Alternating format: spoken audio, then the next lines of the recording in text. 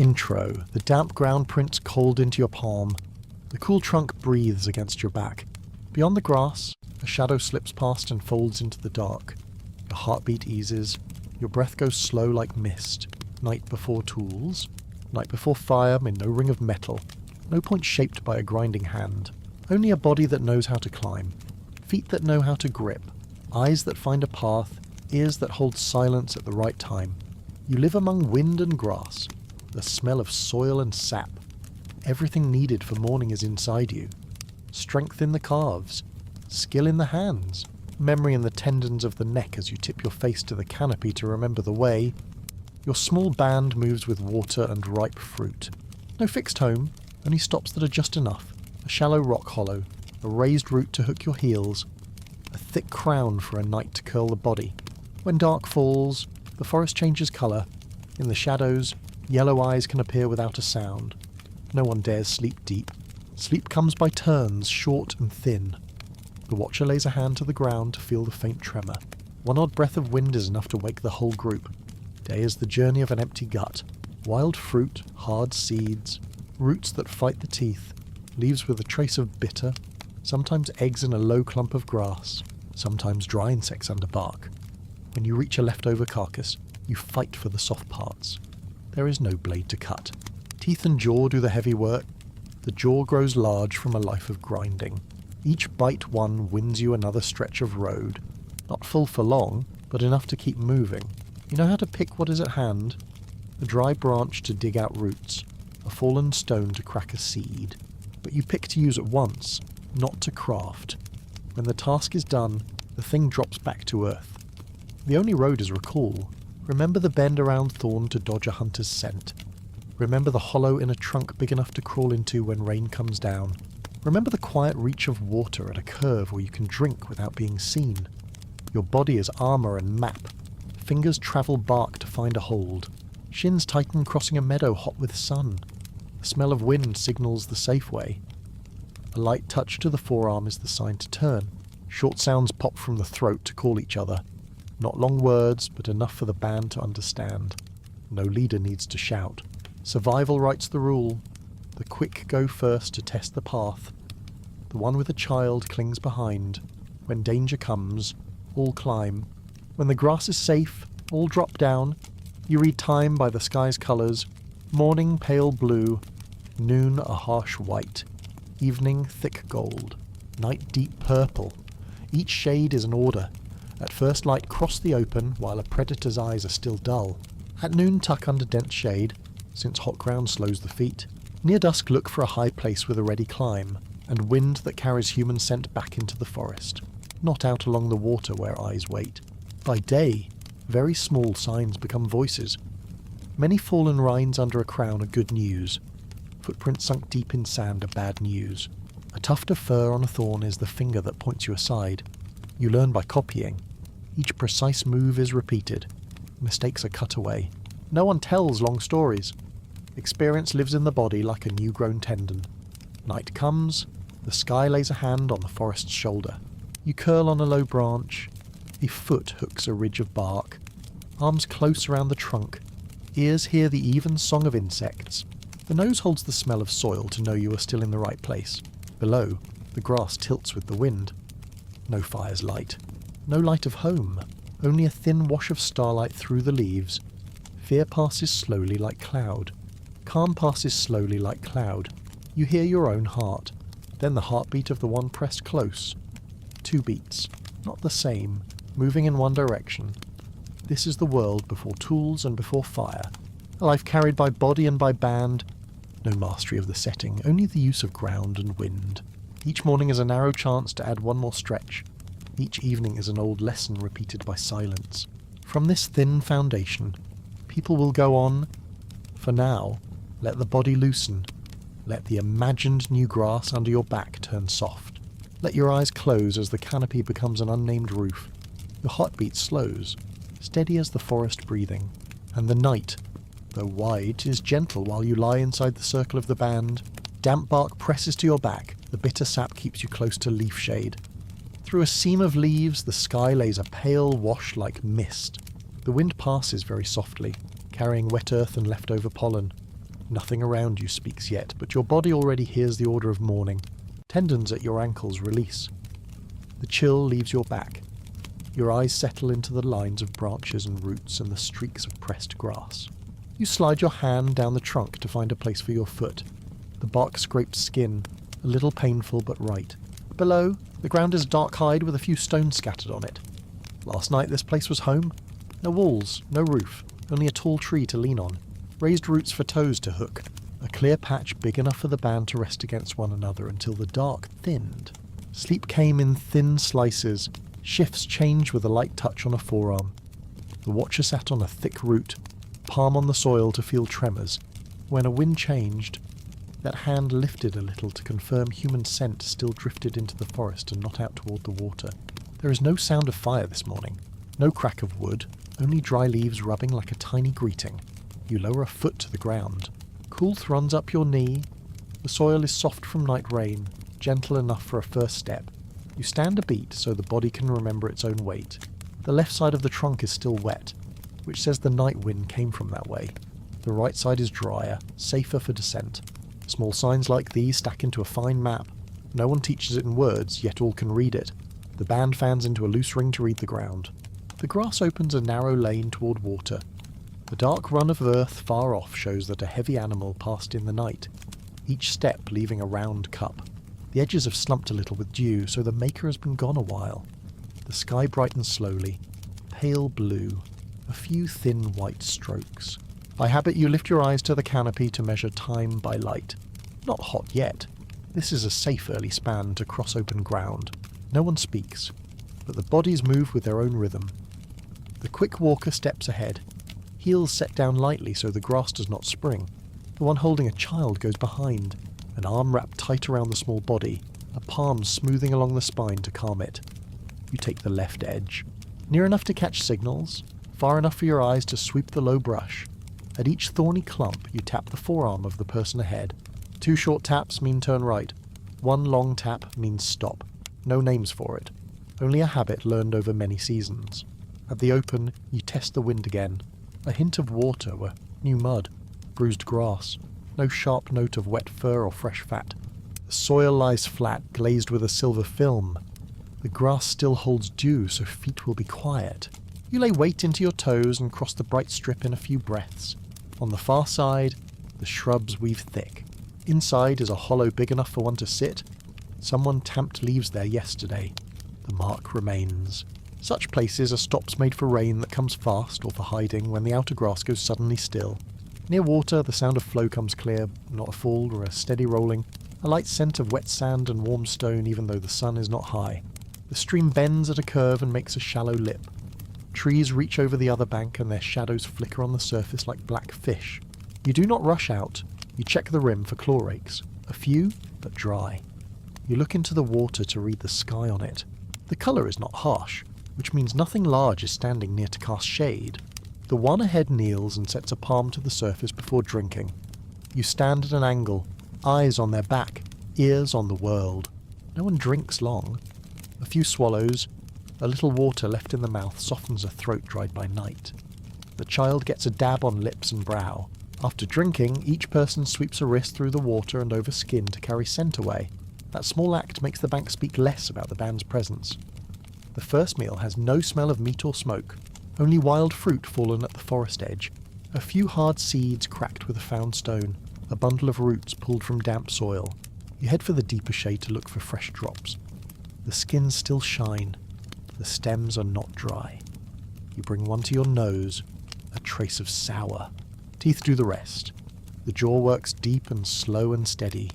The stiffness at the hinge is ordinary. Each swallow earns one more step of road. You pick up a dry branch the length of your forearm. Its tip is a little point, enough to rake leaf mould. Under it, there may be tiny eggs. There may be dry insects. No knife to cut. No mortar to pound. Everything passes the teeth, the tongue, the throat. At the edge of the clearing, a low rock hollow opens toward shade. You reach in and feel the air, cool and dry. No animal scent. Places like this are gifts. A short rest if rain dumps. A hide if the grass outside goes strange and quiet. You spread nothing on the floor. The nearby trunk will be your pillow. Your arm will be your blanket. All is temporary. Temporary is enough. The sun climbs a finger width. The light thickens. The ground warms. Heat rises through your soles and up your shins. You adjust your gait and walk in shade when you can. Little game paths appear and vanish, made by young animals at play. You do not follow them. They run into tight places. You choose the breezier way your eyes can keep clear. There are no tools to cut a trail yet. The right road is the one that asks the least touch. Mid-morning the band pauses in a ring of shadow cast by 3 large trunks. This is the time to reset the order. The quick, empty-handed one goes ahead to gather fruit. The carrier of the child sits in the centre of shade, back to back so hands can feed. One person lays a branch on the ground and sweeps off leaves to make a flat. On it a few hard seeds are struck with a palm-sized stone. Shells pop and fall like little scales. You flick the bigger shards aside so no one steps on an edge later. That habit keeps the sitting place clean. Nothing more. No one speaks long. Bodies say what they need. When a corner holds danger, the shoulder of the pathfinder leans that way so your eyes can follow. To change course, the back ahead tilts and the feet switch rhythm. The young learn by mirroring, setting their hand where an adult just set a hand, gripping the same bark seam, letting go as softly. When tired, they rest a head on a forearm, look through the leaves, hold a small seed in the mouth. The sleep is not deep, but enough. Toward early noon, the heat pushes the band into dense shade. Here the wind sits low and smells cling. You check your own scent by rubbing wrist to upper arm, sniffing quick and letting it go. The task now is to keep human smell off the path to the water, so before leaving shade you arc a short loop into the forest so the wind can pull scent leftward, not blow it straight out to the open. Small things like this keep the band from being seen too soon. You visit a tree with a swelling root. It is thick and low and makes a natural seat. Faint wear marks show from many seasons of leaning. The trunk is an old friend. It promises nothing, but it gives your back a place for a few breaths. You set your palm on the bark and let the cool travel into it. From here you look across the clearing and up into the crown. Spots of light drift very slowly like fish underwater. Everything holds. After the rest, the band follows a curve along the bank. No one steps on the lip itself. The good line lies 1 forearm and 1 hand from the edge, near enough to hear water, near enough to see it, far enough to leave no bold sign. At a bend with tall grass, the leader stands taller than usual so all can see. You drop lower at once and brush the blades to test damp enough, which says the night held heavy dew.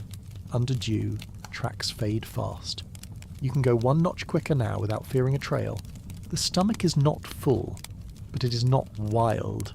You learn to store a little water in the mouth so the throat stays soft if you must run a short way. You share the fruit by a natural rule. Soft parts to the young, middle flesh to the old. The work of chewing around seeds to the walkers. No spoken law, but hands know what to do the moment they hold a piece. The faint astringent left on the tongue makes the next mouthful of water taste a little sweet. On this road you do not try to change the place. You lean into what is there. A hollow trunk is a wall, a low branch is a roof, a narrow track is a door. When the weather shifts, the door shifts. The roof shifts. The wall shifts. Home is a position, not a thing. Today, home is here. Last night home was at another root. Next week it may be a larger cave mouth turned toward deep shade. All is temporary, and all is enough for a day. You glance toward the forest. In the thickest shadow there is a darker pocket. You do not stare. You save the spot inside your head like folding a page of the day. If the wind changes, if the grass there goes suddenly still, the band will arc away.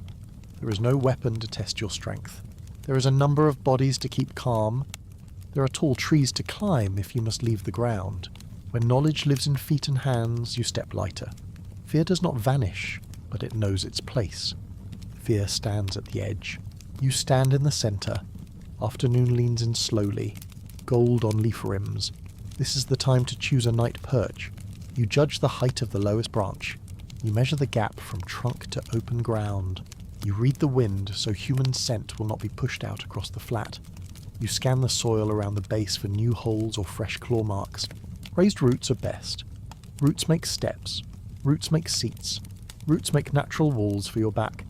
You test the trunk with your palm. A little rough is easiest to hold. Too smooth and you slip. Too bristled and skin tears. Once chosen, the band spreads itself by the old order. The first watcher sits low, one hand on soil, the other on root.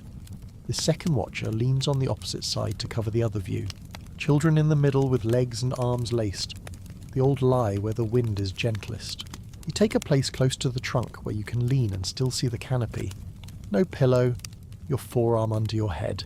No blanket. Your knees drawn up to warm your back. The belly begins a quiet signal, a hollow not urgent.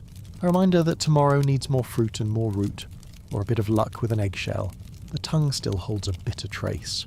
The mouth still holds a grass smell, yet, but the chest has slowed. The dark comes on, insects, leaves. The breath next to you. A hand touches your wrist. A sign of all clear. In thin dark, the trunk is a roof. You close your eyes and let the body record each root, each bark seam, each patch of wind. In the morning, the map will still be there and ready to guide you through another day. Before sleep slides in, you think about what keeps your steps going. Simple things. Something to eat, water to drink, a high place when night returns. You breathe out, slow and even. As the forest breathes, dark thickens very slowly, like cloth pulled over the trees. Where your back rests, the bark is warmed from skin. The low branch sways just enough to say the wind still runs. Below the ground is a blur and the raised roots stand like fixed waves. No human voices, but many others. Insects pass the beat of night along. Leaves fall with tiny sounds. Now and then something distant clatters once and is silent. The silence is not empty. It is full of thin signals. The first watcher sits to windward, palm on soil, elbow set on root. This is how to hear and how to balance. Each small tremor moves through root and trunk and forearm and becomes news. The second watcher leans the other way and keeps eyes on the opening that leads to the grass. They are not the eyes of the band. They are two steady breaths so the rest can sleep thin and safe. Children lie within, foot to foot, head to head. The old lie where the ground is dry and the chill does not sink into bone. After a while, dew gathers on leaves. The leaf near your face cools. The wind brings wet earth close. The body folds itself small, chin to chest, forearm for a pillow. The little streams of blood slow. You do not sleep deep, but you still dream a little, as if seeing the sky through pinholes in the crown. When the wind shifts hard, a hand touches your wrist, a contact as light as leaves brushing. You do not open your eyes. The body already knows to turn, so the wind carries human scent into the forest, not out across the open. Things that seem invisible hold safety like a thin net around the band. Near midnight, the forest changes voice. A far hiss, long, and then gone. No one moves. The watcher lifts the chin a finger. After the hiss comes a heavy quiet, and the insects pour back into it. When the old rhythm returns, the body softens another notch. Your fingers find a root as if touching something well known. The trunk does not answer, but it gives you a warm wall. Your back reads the cool of bark. Your feet hold on the raised ridges. Nothing here belongs to you, yet for now it stands with you. Sometimes the cloud opens and starlight leaks through. The light is thin, but enough to rim a root with silver. You look up and read the sky like a hide with marks. The number of stars does not matter. What matters is the feel of time passing. When the points move slower, when deep night shifts tone, you know you are in the long middle of dark. That is when the body needs stillness. No changes, no sounds made. The watchers trade places with a tap on a bicep. The new one settles into the warmth just left. That warmth keeps the back from shocking cold and the eyes find their marks faster. Sleep comes in small curls, pulling away and returning. In it are images of the grass edge, the bent water, a trunk you saw at dawn. You see your hand raking leaves, a seed split, a new root promising a step for future seasons. These are not rich dreams. They are patches laid on skin, sometimes faint, sometimes clear. They help the body keep the road, keep the smell, keep the way to hold a day when light returns. No words needed, no sentences. Memory lies in feet and hands and shoulders and neck. Toward dawn, the wind smells different, softer, less wet. The insects change key. Leaf face is pale. The watcher lifts a hand off the soil, braces on a root, and rolls the back to loosen joints. The second watcher stretches the neck and looks toward the water. Your eyes open before light reaches your face. The body is ready. Calves want to coil. Chest wants a deep breath. You set a foot on a root and test. You rise without sound. Beside you the child stirs and does not cry. It smells a human chest and settles. When all are sitting up and the band waits for one last quiet of night to begin the day, few stand at once. First, hands touch trunk and root, a greeting for what kept them safe. Not a ritual, a thank you through skin. You do the same, palm along bark, a hint of bitter sap. Then you let go. The first mover slides down and draws the heel once to test the slick. The ground is not as wet as last night. You can go. The first step is always slow. No one wants to break the still needed for a child to sleep a little longer in arms. You set your shoulders. You turn your neck. The safest surface is thin, dry leaves. Not thick. Not slick. You avoid round stones filled with moss. These lessons came to the skin over many seasons of falling and rising. If someone slips a little, the nearest hand catches and lets go. No words. Only a calm chain of motions. The morning root heads to the full fruit patch, then swings to water. There is a reason for it. Fallen fruit is easiest to see while dew still clings and skin shine in dim light. Water is safest now because the surface is unbroken. The smell is thin. Hunters are slow. You take the left and keep your eyes on the low brush. At each clump you check for a low entry and leaves bent back. If so, you arc wider. If not, you keep straight and save breath. Saving buys you the midday.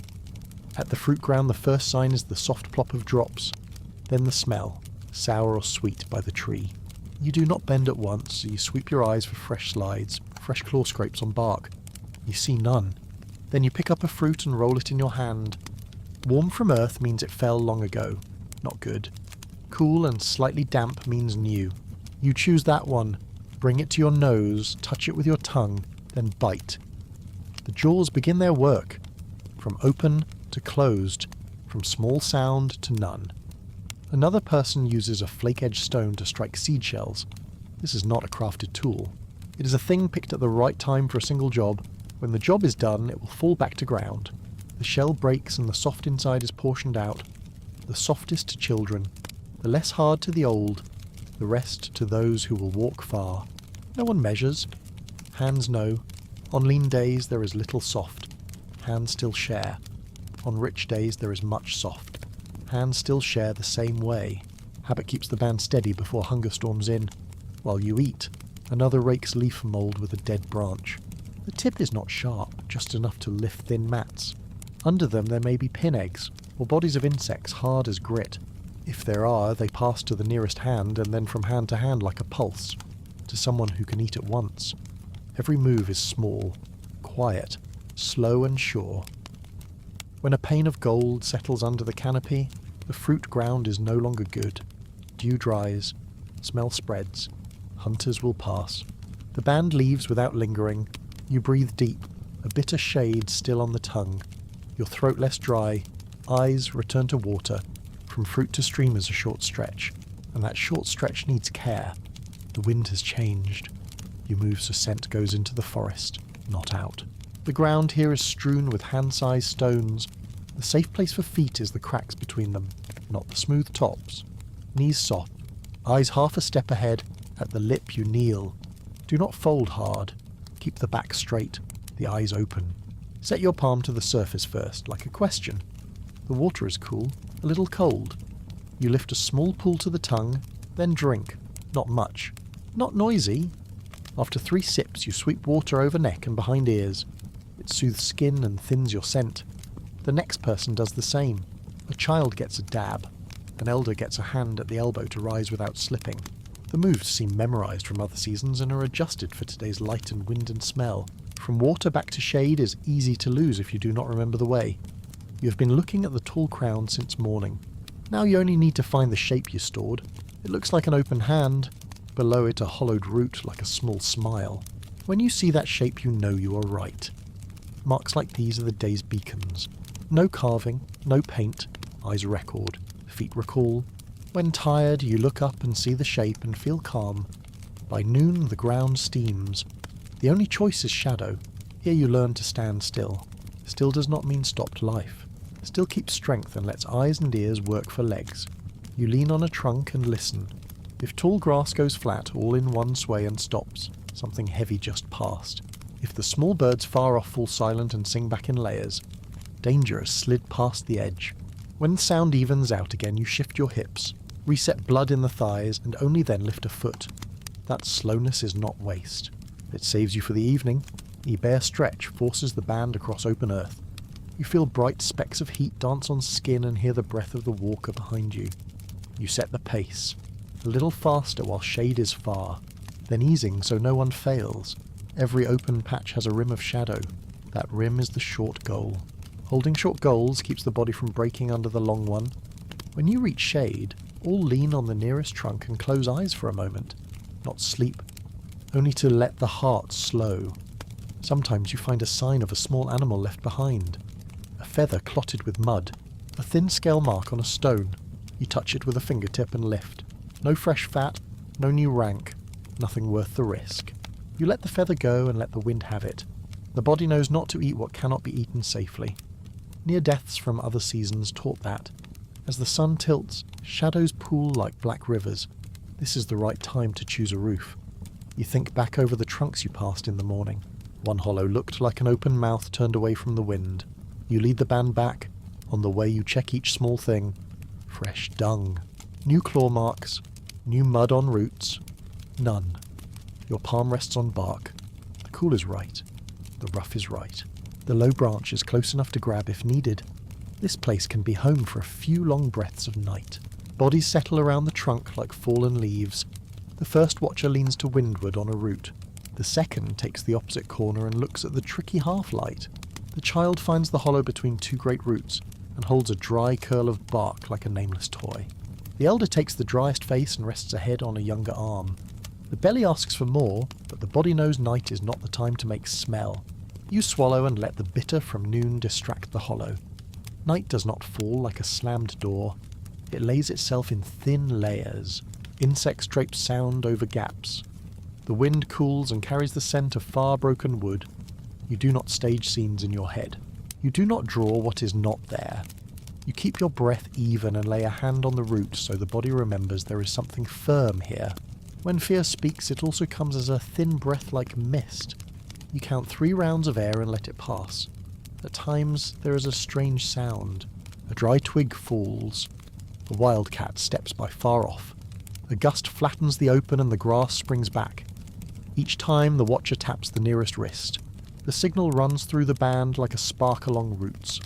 No one jerks up. Heads tilt so ears can catch more. If silence follows, all loosen another notch. If many small sounds come in a chain, the watcher shifts to set the eyes with the wind. The body is focused without being rigid. With time, your eyes read the dark like a hidden stream. The dark has earth tones and leaf tones and stone tones. They change through the night with cloud and wind. You do not fight them. You slide with them as you slide through shadows by day to save breath. It is like walking in shallow water, slow but sure, tired but not panicked. So thin sleep finds you again and again, riding the band's breath and the bark's warmth through your back. Near dawn, a grey wash strokes the leaves. Dew falls in single drops and makes the soil a little wetter. The watcher lifts hands from root and rubs the arms. Your nose knows the change before the light does. In that instant all know one simple thing. To go on today, you must eat. Not much, not wasteful. Just enough to keep legs from shaking and backs from burning with hunger. Enough to reach the nearest fruit patch. Enough to take 3 swallows at the bend of the stream. The band rises like a tree stretching. You set a foot on a root and thank the roof for a quiet night. The bitter left from yesterday's seed will make the first water taste sweet. The stream calls in a thin line in your ear. On your skin, the wind says your scent will follow you into the forest, not fly out to the open. All good signs for a morning. You look once more at the hollow trunk and fix its shape in your head like a wordless page. Then you step. The first path of day crosses a meadow still holding dew. Beads cling to your shins, cool and sticky. You draw a longer breath to keep the carrier of the child from gasping. At the edge, a low tree scatters tiny fruits like beads. You pause half a beat while the pathfinder reads the wind. When their shoulder leans left, you know the fruit ground will be safe for 5 breaths. The band slides through. Fingers pluck soft pieces, teeth open and chew. Eyes keep sweeping, the belly gets its share, the head gets its calm. When you finish, you brush the larger shells aside with the back of your hand and leave the ground cleaner than you found it. A small act like a greeting to the next day. The band signals, then turns toward the stream. The child lies quiet in arms, breathing even. An elder leans on a younger shoulder to make the way easier. You look up and recognize the crown you stored, like catching a familiar face in a crowd. That familiarity keeps your heart steady in a world without walls or roof. The stream's curve shows. The shallow bank is smooth with fine stones. You kneel and scoop water and let the soil's scent rinse your throat. No one speaks, but all know this is the hinge of the day, from shelter to meal, from tree edge to water edge, from back against bark to teeth against fruit, a simple chain that keeps a life. On the surface the pale sky opens. You look and see your shape cut by ripples. No crown, no armour, only skin and bone and teeth and band, and that is enough. Leaving the bank, the wind brings another smell, the sweet of deep fruit further in. You lift your face to the scent, and drop your eyes to the ground to find safe signs. Dark leaf arrows point toward a thick patch of shade. There may be the next meal. You feel your weight in your foot. It is steadier than when you woke. Your eyes see brighter. Your heart beats lighter and even. A small calm like a seed rests in your chest. You move on and remember night will return. Tonight's roof may be a different trunk.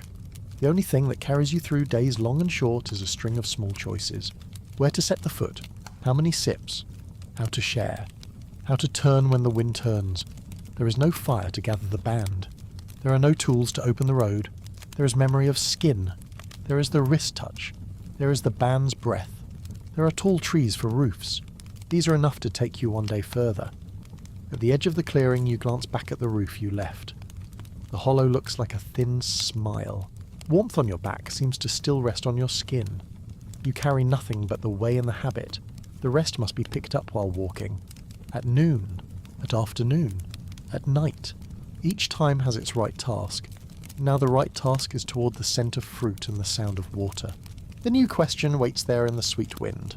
With what to eat? How to eat? How to share so legs can climb at dusk and eyes can keep watch at night? You breathe in and out and slide into the thin line of the band moving quietly through the forest, where the next trunk is already there, and the next meal as well. A hard seed cracks between your teeth. The astringent bite pulls tears to the corners of your eyes. This morning a thin skin of cool dew lies on the leaves. The earth still smells damp. Dry sap clings to your fingertips. The band leaves the sleeping place under the dense canopy and threads out in a fine line along crooked root steps. There is nothing in the belly but a few drops licked from leaf edges. The body knows the law of the day. Before the sun climbs high, the teeth must have work. No fire, no knife, only teeth, tongue, jawbone, and 2 hands. Wet grass brushes your shins.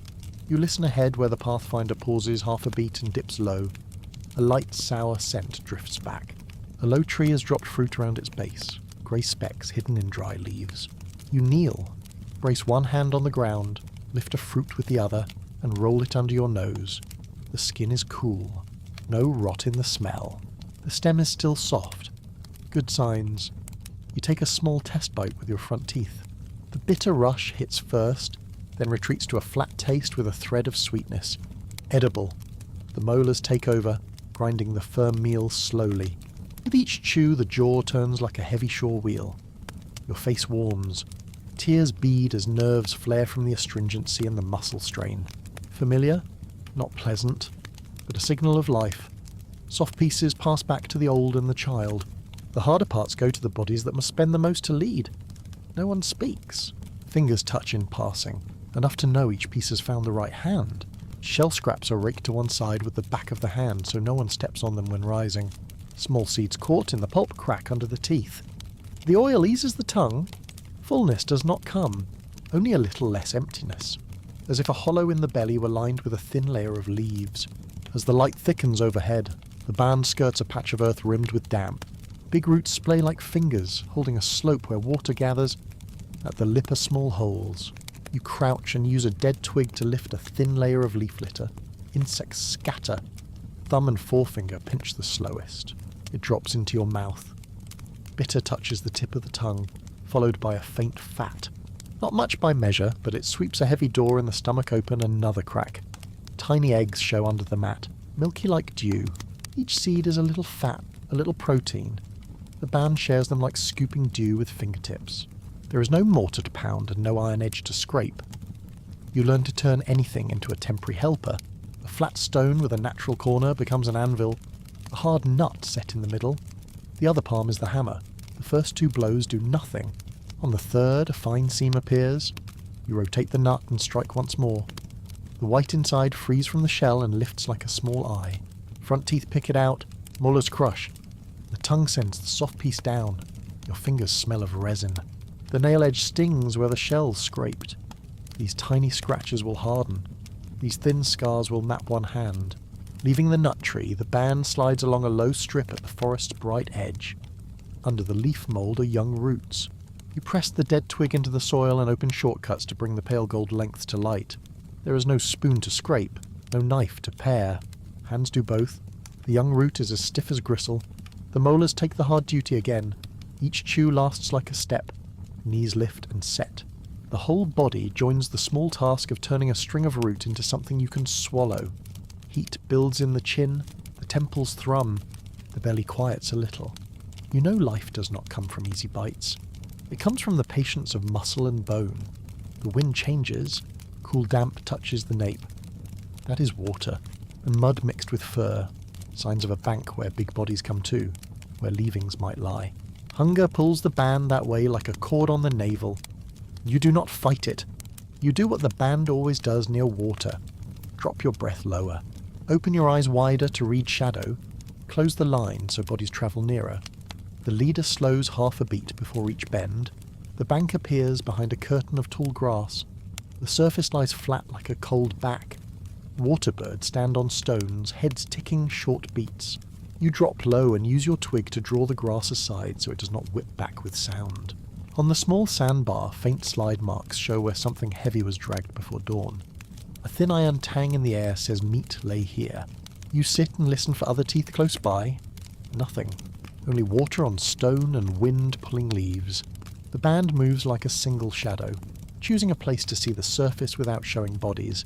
The eyes most used to water go first. You follow a half forearm behind, keeping the gap wide enough to slip but close enough not to lose. The mud gives a little under your heels. You shift weight to the outer edge of your foot so you do not sink deep. Old fish droppings have dried like chips of stone and sour the air. All signs of a rich place if you can wait. At the lip, the gift comes as a torn strip of scales with soft flesh showing. Likely the remainder after a clawed diner. Not as fresh as you wish. Better than dry leaves. You lower your nose and draw one short breath. If the rot leaps up, leave it. This time the smell is only faintly rank and warm, not biting. Edible. There is no knife to divide. Teeth do the splitting and the watch. The one in front holds the main piece in both hands. The one behind takes a small bite with the teeth and steps back half an arm. The motion repeats in a slow pattern. No one snatches. A hard jerk could spill everything and make noise. The flesh is tougher than you thought. The jaw must work hard, but a warm line slides down your throat and the whole body lets go one notch. A big insect skims the surface, falls into a small whirl and sinks. Children point and their eyes brighten. You pull 2 bits free, give the softest to the old, shred the other for the young. Smears left on the heel of your hand are licked clean. Not from desperate lack, but from a habit against waste. All that enters the body is used. When the first edge of hunger fades, the band does not rush away. Small things wait in the shallow mud. You step sideways, touch down with your toes so the mud will not splash. A nest of eggs lies open under pandan roots, round like milky pebbles. You scoop with both hands. Mud runs through your fingers. Some eggs crack on your teeth. The smell is faintly rank, but the slick fat warms the throat. One bead at a time becomes longer breath. Behind you, the watcher's light hiss says something moved in the reeds across. You do not look straight at it. You look at the water beside it and use the corner of your eye to read motion. The reeds stir and still. It could be wind. It could be yellow eyes adjusting. The band eases back a small step and leans into the shade of a rock slab.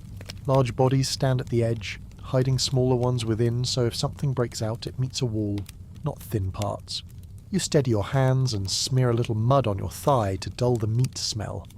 Mud and leaf help blur the scent on skin, a simple trick learned from many close escapes. You do not leave at once. You wait for the wind to tick over so your smell will drift away from the reeds. When it shifts, you signal with a light touch to the leader's wrist. The band withdraws along the path chosen in the head, not arguing with the wish to grab the scraps on the sand. Away from the bank, the tang recedes. The belly is warmer, the eyes ache less from hunger. This fullness is thin. It lines the stomach but cannot carry the whole day without more.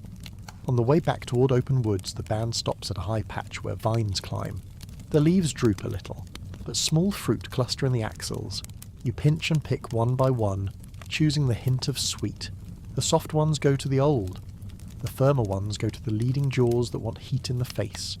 Bodies sort the work by tooth and age on their own. After eating, you sit on a dry root with your back to the trunk. Here the wind travels strong but not harsh.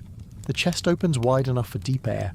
A child dozes on the carrier's thigh, a white smear of fat still on its lip. Tiny fingers clutch a flake of dry bark like a nameless toy. The elder's eyes half close. The jaw slackens. This quiet will not last long, but it is precious. A small reward for a morning done right. Midday is far off. Before you go, you scan the ground and mark what you used. Fruit fell here, young roots there. Under that crown there may be insects next season. Each note is a door you can open later. There is no basket to carry, no store to stock. The only store is in the head, on the skin, on the tongue. What a familiar thing smells like. What aftertaste follows the first bitter of a young leaf. How a nut splits under the right hand. These small things link into the day's living map. The band rises when the leaf shade shifts. Water is fainter on the air. Sun has the far hum of bees. The road into deeper shade cools. You check the gap to the child carrier. Enough to throw an arm across if a branch snaps back. Not so close that you tangle when turning. The band's steps slide like water over stone. The ground carries the feet on old leaves. A dry twig breaks with a tiny tick like the sound of a seed shell cracking between morning teeth. At the forest edge a new smell crosses. Not fruit you know and not meat. It may be sap from a tree with old flowers. The pathfinder stops half a beat, inhales and gives a small shake of the head. No need to turn yet. The thin fullness from the bank still steadies the legs. The sensible line is along the big roots where the band can climb if there is noise on the ground. You lift your eyes past the crown. The sky blots with white. A large bird cuts a circle and vanishes behind a ridge. Everything is ordinary in the forest's way. Your chest no longer pounds.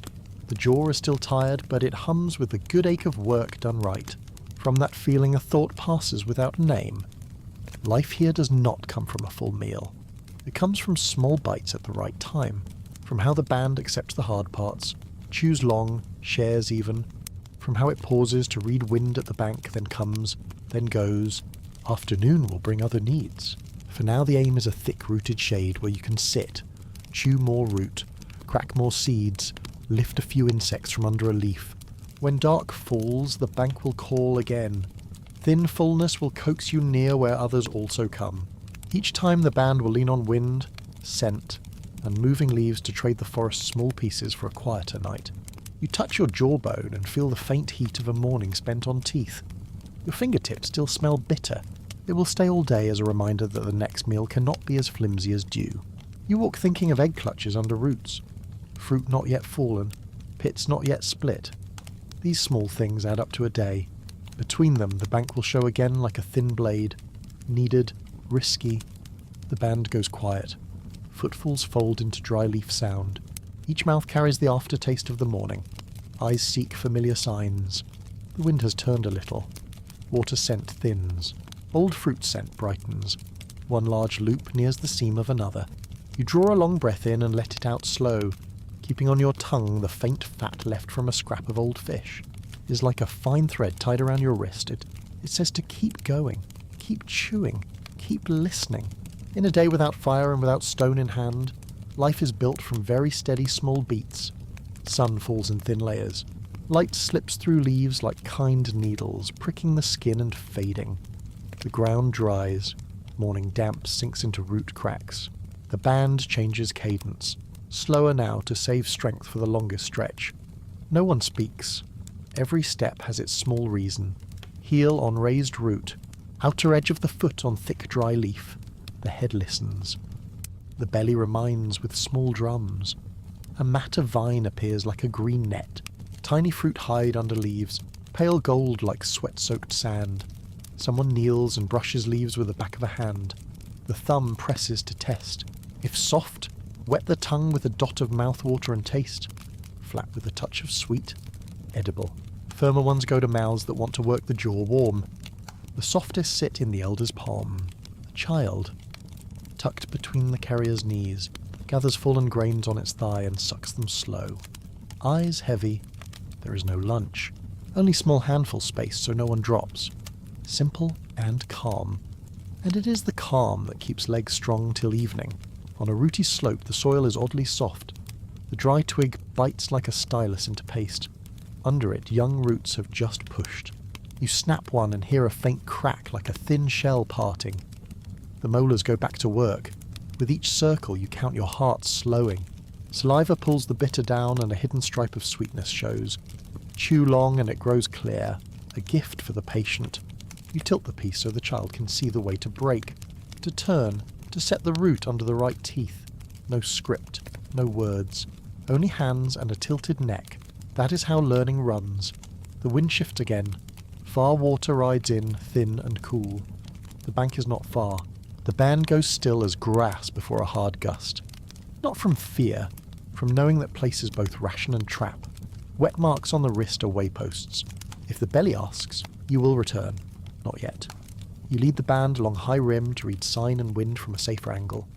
First sign, worn grass. Blades pour one way into a narrow run, as if a large snake had lashed through. Do not follow yet.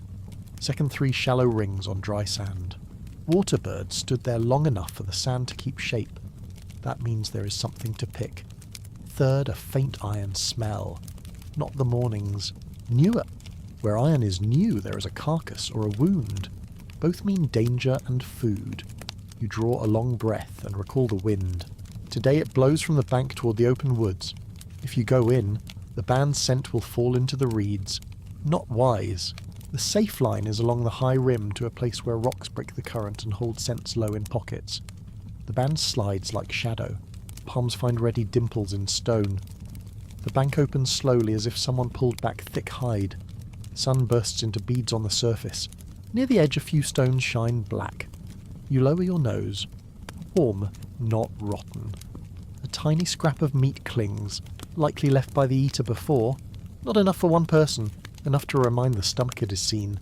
Big hands ease it free and pass it back like a pebble. The smallest mouth gets it. The swallow is quiet but clear in the stillness. No one laughs. No one hurries. Small nods answer. Farther out, fine mud lies under a thin skin of water. You trail your hand through it, feeling for rounded shells. A few river snails show like little hills. There is nothing to crack them. 2 fingers press at the lip and twist. Some yield very slowly.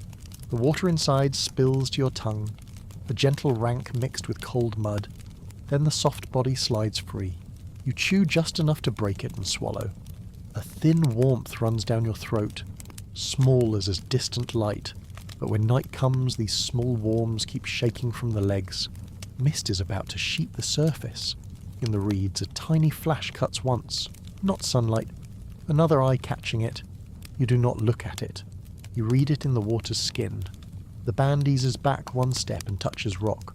A hand from behind taps your forearm once to say they saw it too. Breaths drop. The wind ticks over a notch.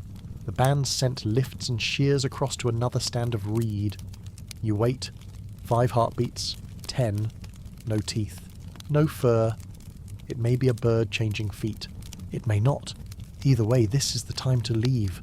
Before hunger returns, the exit was chosen at arrival. Do not turn and run. Feet go on a slant, faces kept roughly toward the reed. The child rides the hip, hand tight on the carrier's warm skin. The elder lays a hand on the nearest shoulder. 3 bodies form 1 round front. If anything charges, it sees a thick mass, not 3 thin points. The band leaves the bank like a tree's shadow drawing into larger shade. In the open woods, the sun is gentler. The air is less dry on the tongue. After the bank there is always a special quiet, like after a heavy gust when leaves pause their talk. Your knees go soft for a beat, like old hands released after a steep climb. That is the body's cue for a small reward. A trunk with a bulging burr juts out. Enough for 3 to sit. Dried resin streaks it. You touch with a fingertip, lift, and smell. Cool resin, strong sweet, not for eating, for memory. Next season this smell may lead to fruit. You slip off the burr and the band slides through a dark grass patch. In the middle, termites. The ground pocks up with little mounds like foam. You break a dry twig, probe, and lift a flake teeming with white. There is no fire to roast and no broadleaf to wrap. The soft ones are still food. Set the chunk on your palm. Let them swarm. Then tip them into your mouth. A faint, fatty flour taste, like milk cut with stream water. Children love this. Small mouths purse and sip in pulses.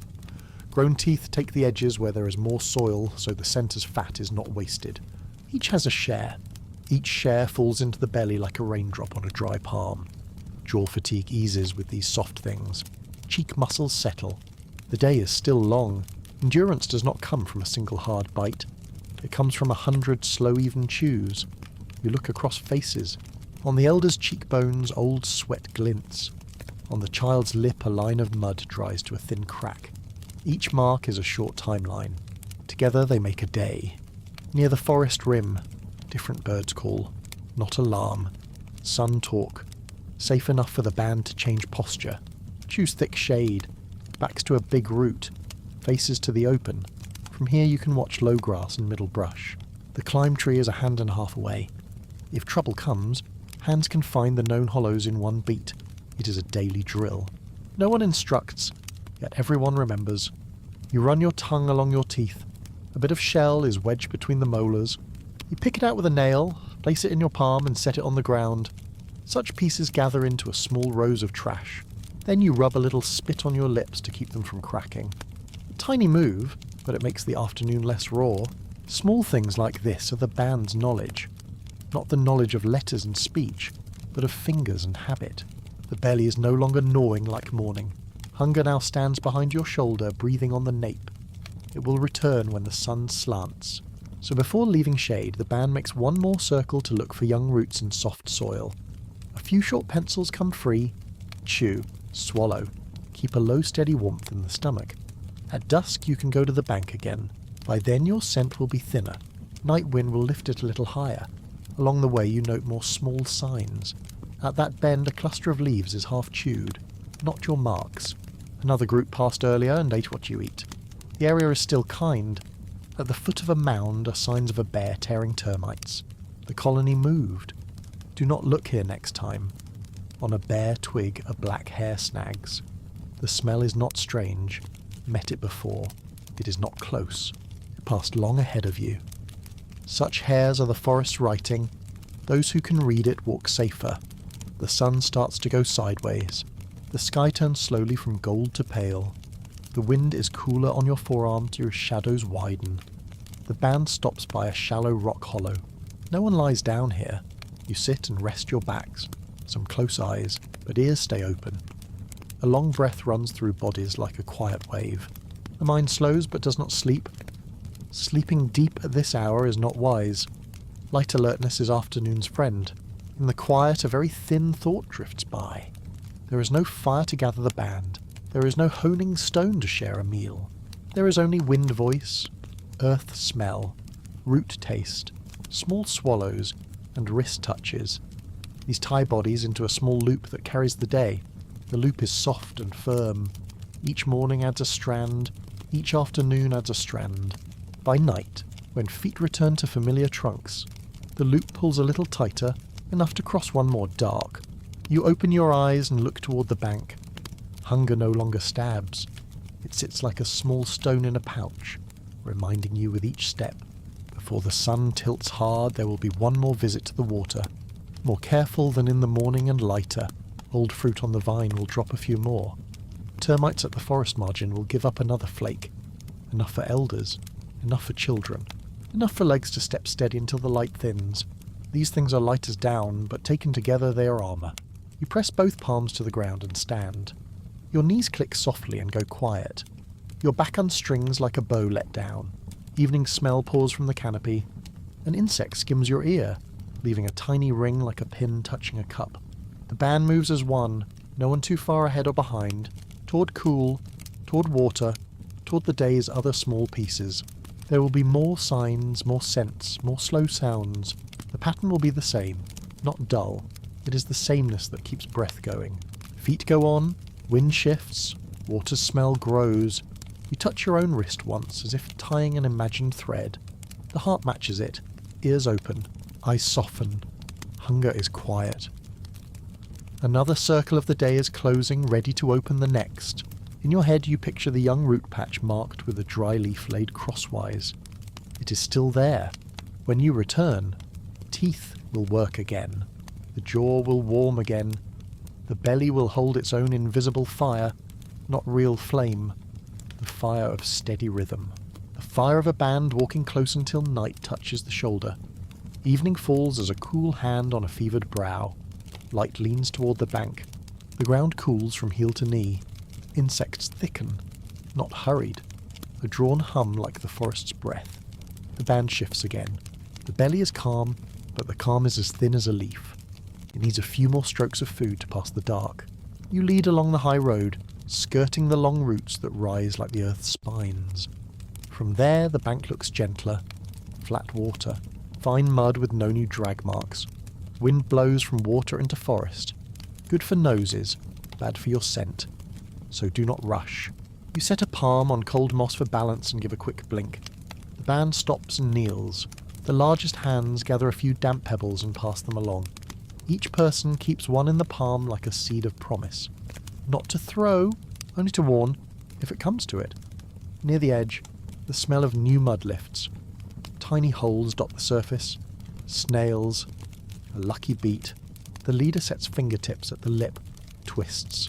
Brackish water spills and soft meat follows. You free the pieces and give them to the smallest mouth and the oldest mouth. Small swallows sound and fade. A dry log is rafted in. Fibrous roots knot under it. You pluck a few.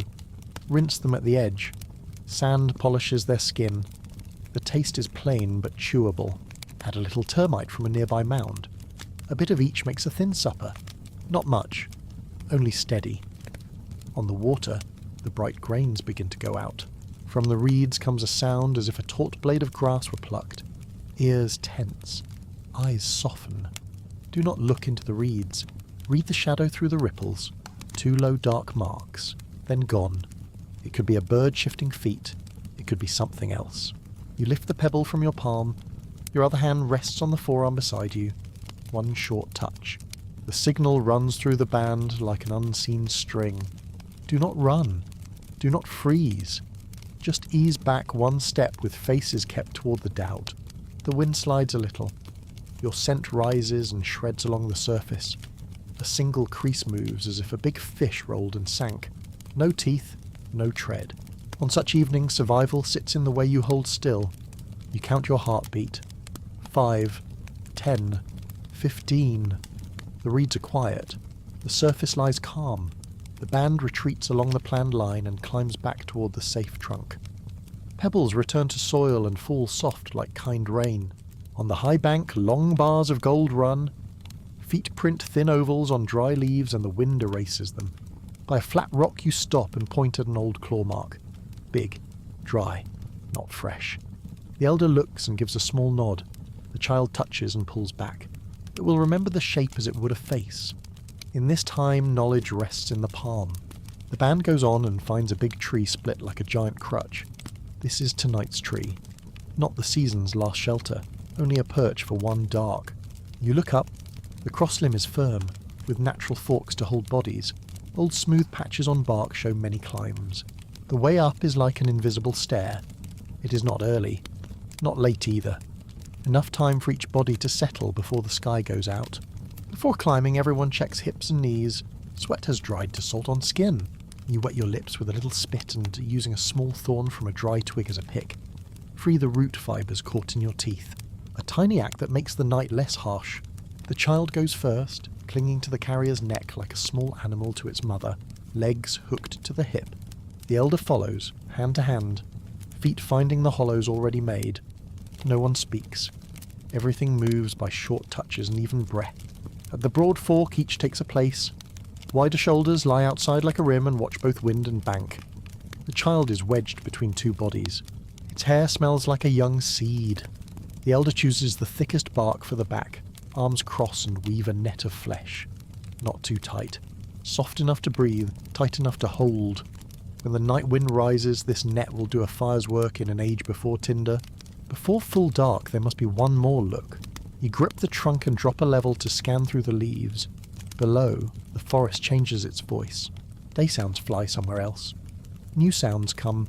A far hiss like stone on stone. Heavy wings crossing the crown. Each has its meaning, not for story, but for bone and marrow. You file them by nose and ear. Not so sharp you cannot sleep. Not so dull you cannot wake. Night arrives not as a curtain, but as ink poured into the gaps between leaves. When the lines meet, the sky is a pale black cloth. The cloth holds the eyes and slows things down. The belly is quiet. The jaw is quiet. Thirst backs into morning. Your ribs ease their long exhale.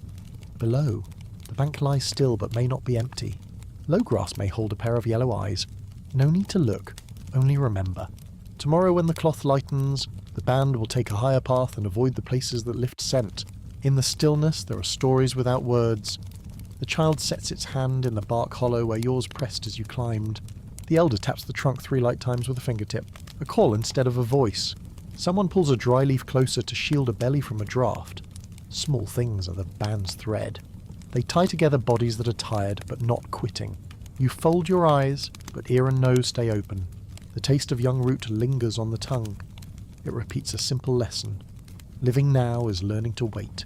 Wait for fruit to fall. Wait for termites to open away. Wait for iron smell to fade at the bank. Wait for the wind to turn. With each wait, the body learns to spend a little less. Chew a little longer. Listen a little closer. Through those waits, the band goes one more day. A very small sound pops like a pebble touching a dry root. No one startles. The outer arm taps the next wrist one time. Enough. Eyes do not fly open. Hearts do not pound. Night stays mild. The sound passes like a shadow. All settle back into the old rhythm. You think about tomorrow. The band may find more fallen fruit in the low strip. It may find eggs in a high nest. It may find fresh claw marks at the bank. It may not. What is sure is that the belly will speak its small drums again, and the band will go. The way is chosen by nose, ear, and the memory tucked into shin bones. On that way, small food will fall into hands again. Not much. Enough to keep thought alive. Enough to lay one more stone in memory for the days ahead. The night deepens. The wind no longer carries water scent. It brings dry leaf and old resin. Backs warm where other bodies press. There is no fire. But a thin moon behind yellow leaves draws a pale streak on someone's brow. Those streaks are the night's hand on a face. They say softly that the day has done its part. You slide into the first thin sleep. It is a sleep with ears. Sounds still pass. Sharp ones pull you out. Round ones are allowed through. Arm hairs rise and fall with each small wind. The nose reads the forest like a slow page. Each word is a smell. Peace is the end of the sentence. At the edge of that sleep an image glides by. Black water. 2 yellow sparks open and go out in grass. You do not see clearly. Only a chill along the spine. It does not race your heart. It only sets a note. Do not cross that low grass at dusk. The light you will take the higher arc. The band changes watch by changing shape. The outer body moves in. The inner slides out. No calls, only touches. The touches string together like a hidden bead line. With each change, the night shortens a little. A pair of eyes opens and stares up through the leaves and watches a point of light drift. No name is given. Only this when it crosses that branch edge. The dew will be thicker. When the sky thins like water mixed too many times, the insects fall quiet. Birds are about to call. Someone's face brightens. Not from fire, from day. You open your eyes. The jaw is not sore like last night. The belly does not call at once. Fingers ease their interlace. The band sits up, ties back tangles of hair, checks scalps, rubs knees. A new day pales at the leaf rim. There will be fruit, roots, termites, Snails again. There will be a bank and a suspect strip of grass again. There may be yellow eyes in the grass, or not. The stomach's wisdom has grown by one grain. It remembers detours, wind that lifts scent, and patches of fine mud. It leads the band half a step slower and a step surer. You slide down the trunk, soles touch soil, the ground is cool like whetstone. Night still films the skin. You inhale, hold it through one long beat, and let it go slow. The heart in the chest moves even. The band is quiet. The forest is quiet. In this quiet, the day begins. From the thin supper of snails and white termites, and that cup of muddy, gentle water, the body kept itself. Survival does not arrive like a victory. It arrives like a habit. The first step of morning lifts. The band will go. Night tracks fade in the wind. New ones are set a careful span away. Along that way the belly will drum its small drums again. And at the grass edge, some gaze will watch. No need to fear, only remember how to stand, how to breathe, how to leave at the right time. Today the lesson will shift from the bitter of seeds to the chill of risk. You hear it like a soft reminder at your back. You raise your hand to signal. The band threads itself into a soft shadow line. The grass parts. The forest parts. On this way life goes on, slow, sure, unshowy. Ahead, behind a thin veil of morning, lies the low grass where two yellow sparks once opened. There the next piece waits. Quiet and clear. Low grass parts to 2 points of light. The wind turns, cold sweat runs down your back. Everything happens slow as mud running. No shout, no running, only breath shortened. The band folds behind the tall grass. Each body touches the ground at its own angle, space just enough that no one will step on another if you must retreat. Fine day dust clings to skin like grey chalk. On the tongue the bitterness of young roots still hangs. At the nape the wind has shifted, lifting human scent and bending it into a loop. Night is not here, but the sun has fallen level with the canopy. Light slants, long threads of sun spear the rim of the open patch. There the low grass bows out of the wind line and opens two small yellow points, seed-sized. Then a single blink as if someone tapped a shell. The wind smell changes with it. Threaded through ripe leaf and wet mud runs another thin cold line. Wet fur, an empty mouth. The skin on your back tightens like a drawn cord. You do not look straight at them. You set your eyes a little lower, on the grass pressed flat by wind. From the rise and fall of that mat, from the tiny tilt of seed heads, you read the way the thing moves. Not much, but some. The band sits on the upwind edge, a bad place. So do not advance, do not stand, do not pick more, do not pocket more stones. Now there is only breath, scent, and a line of retreat already written into your legs. Your fingers touch the wrist beside you. A short tap like knocking on bark. The signal runs the line. No one changes shape. Hands slide bit by bit to firmer ground. Away from loose stones. Belly draws in, shoulders drop, backs lower into the grass. Breath does not push hard through the nose. Lips close so the sound of breath dies in the throat. When your heart thuds louder than your ears, you count the way you learn to match it to the insects.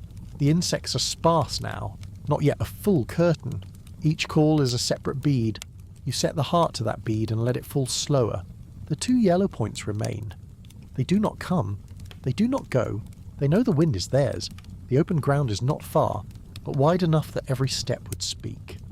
Each dry twig, each fallen flake could say your name louder than your heart. So the band does not choose a straight line. The band chooses a curve. That curve begins in your arm. You touch the wrist on your left, then move your hand through air in a very small circle, close enough for the other to feel the wind of it.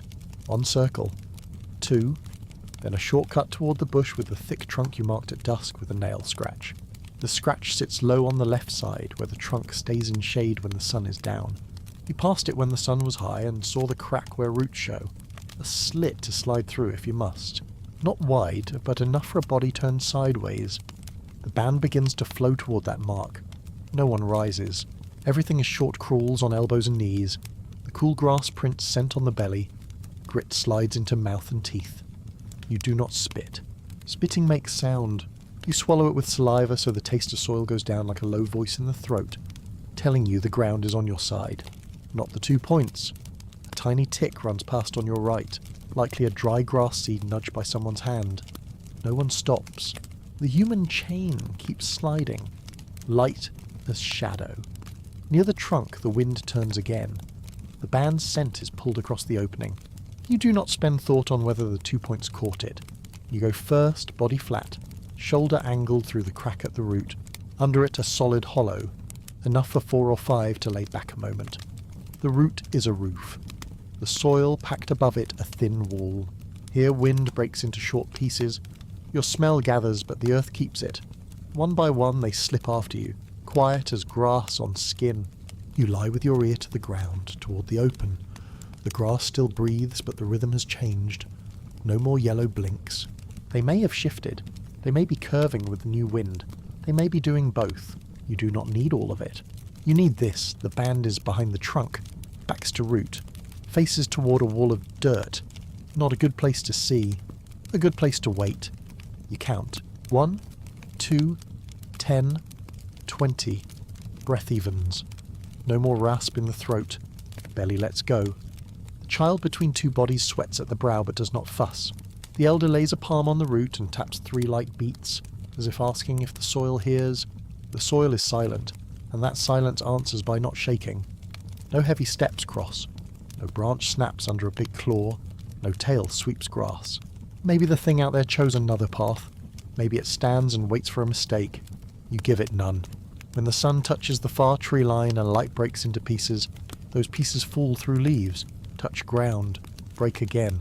Warm seeps into the soil under your belly, then goes. That is the sign to move to the next step. Night will not wait for you to be ready. Night comes on in stacking dark.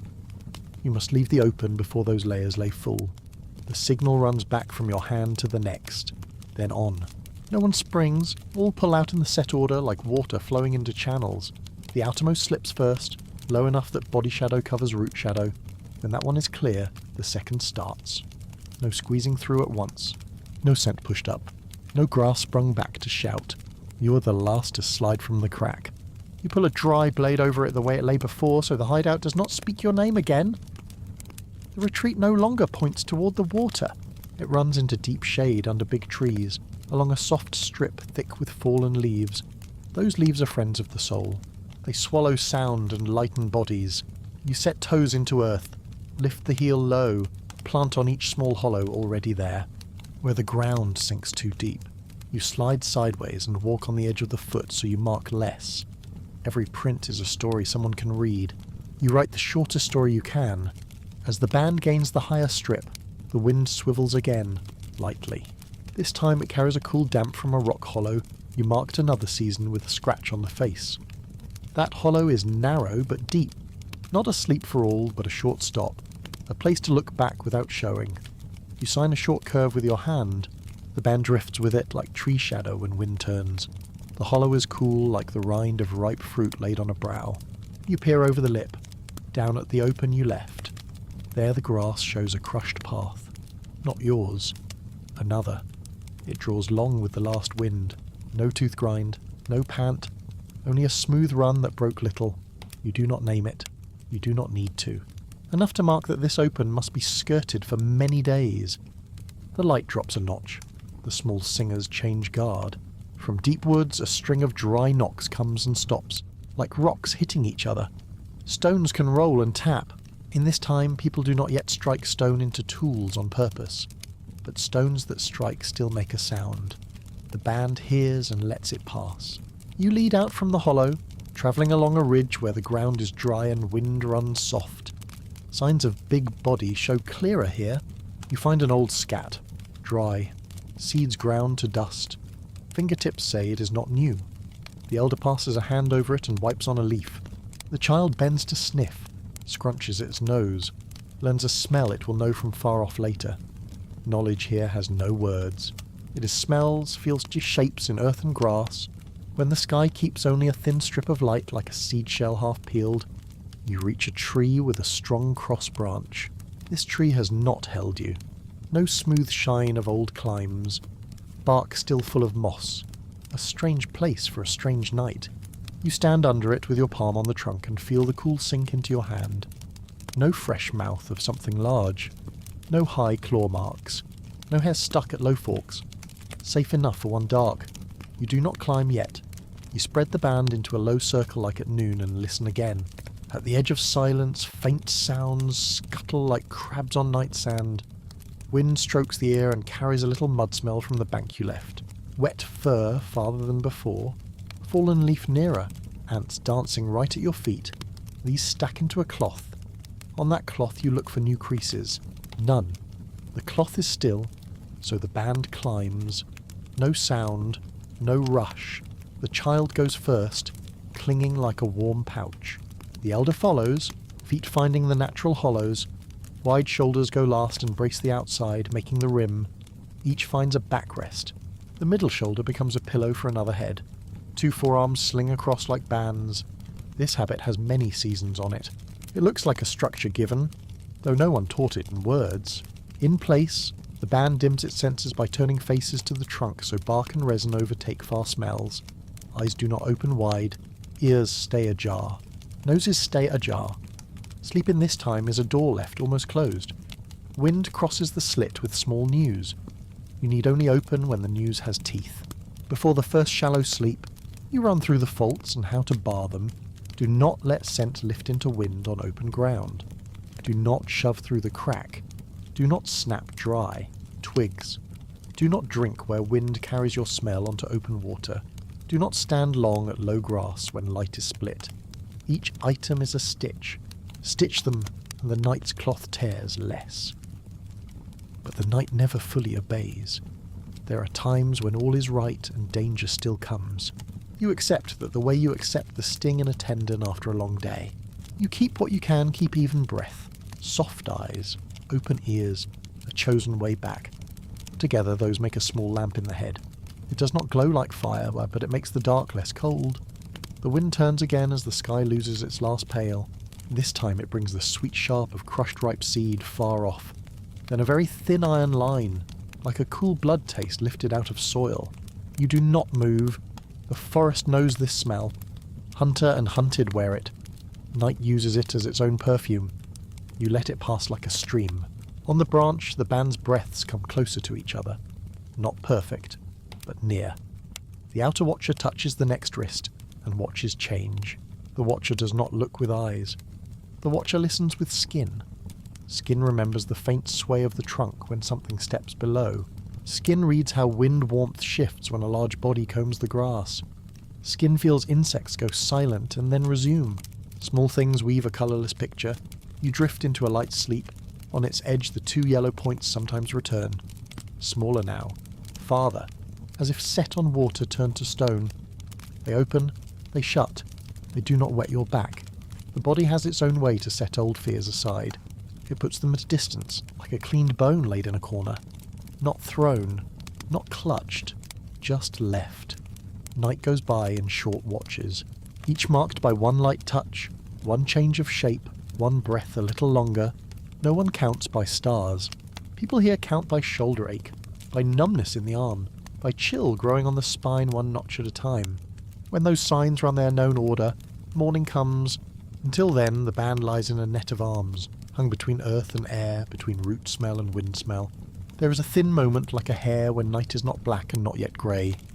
The forest lies flat as water waiting wind. In that slit you sometimes hear a very far sound, like stones rolling soft on a slope, or heavy wings brushing leaves.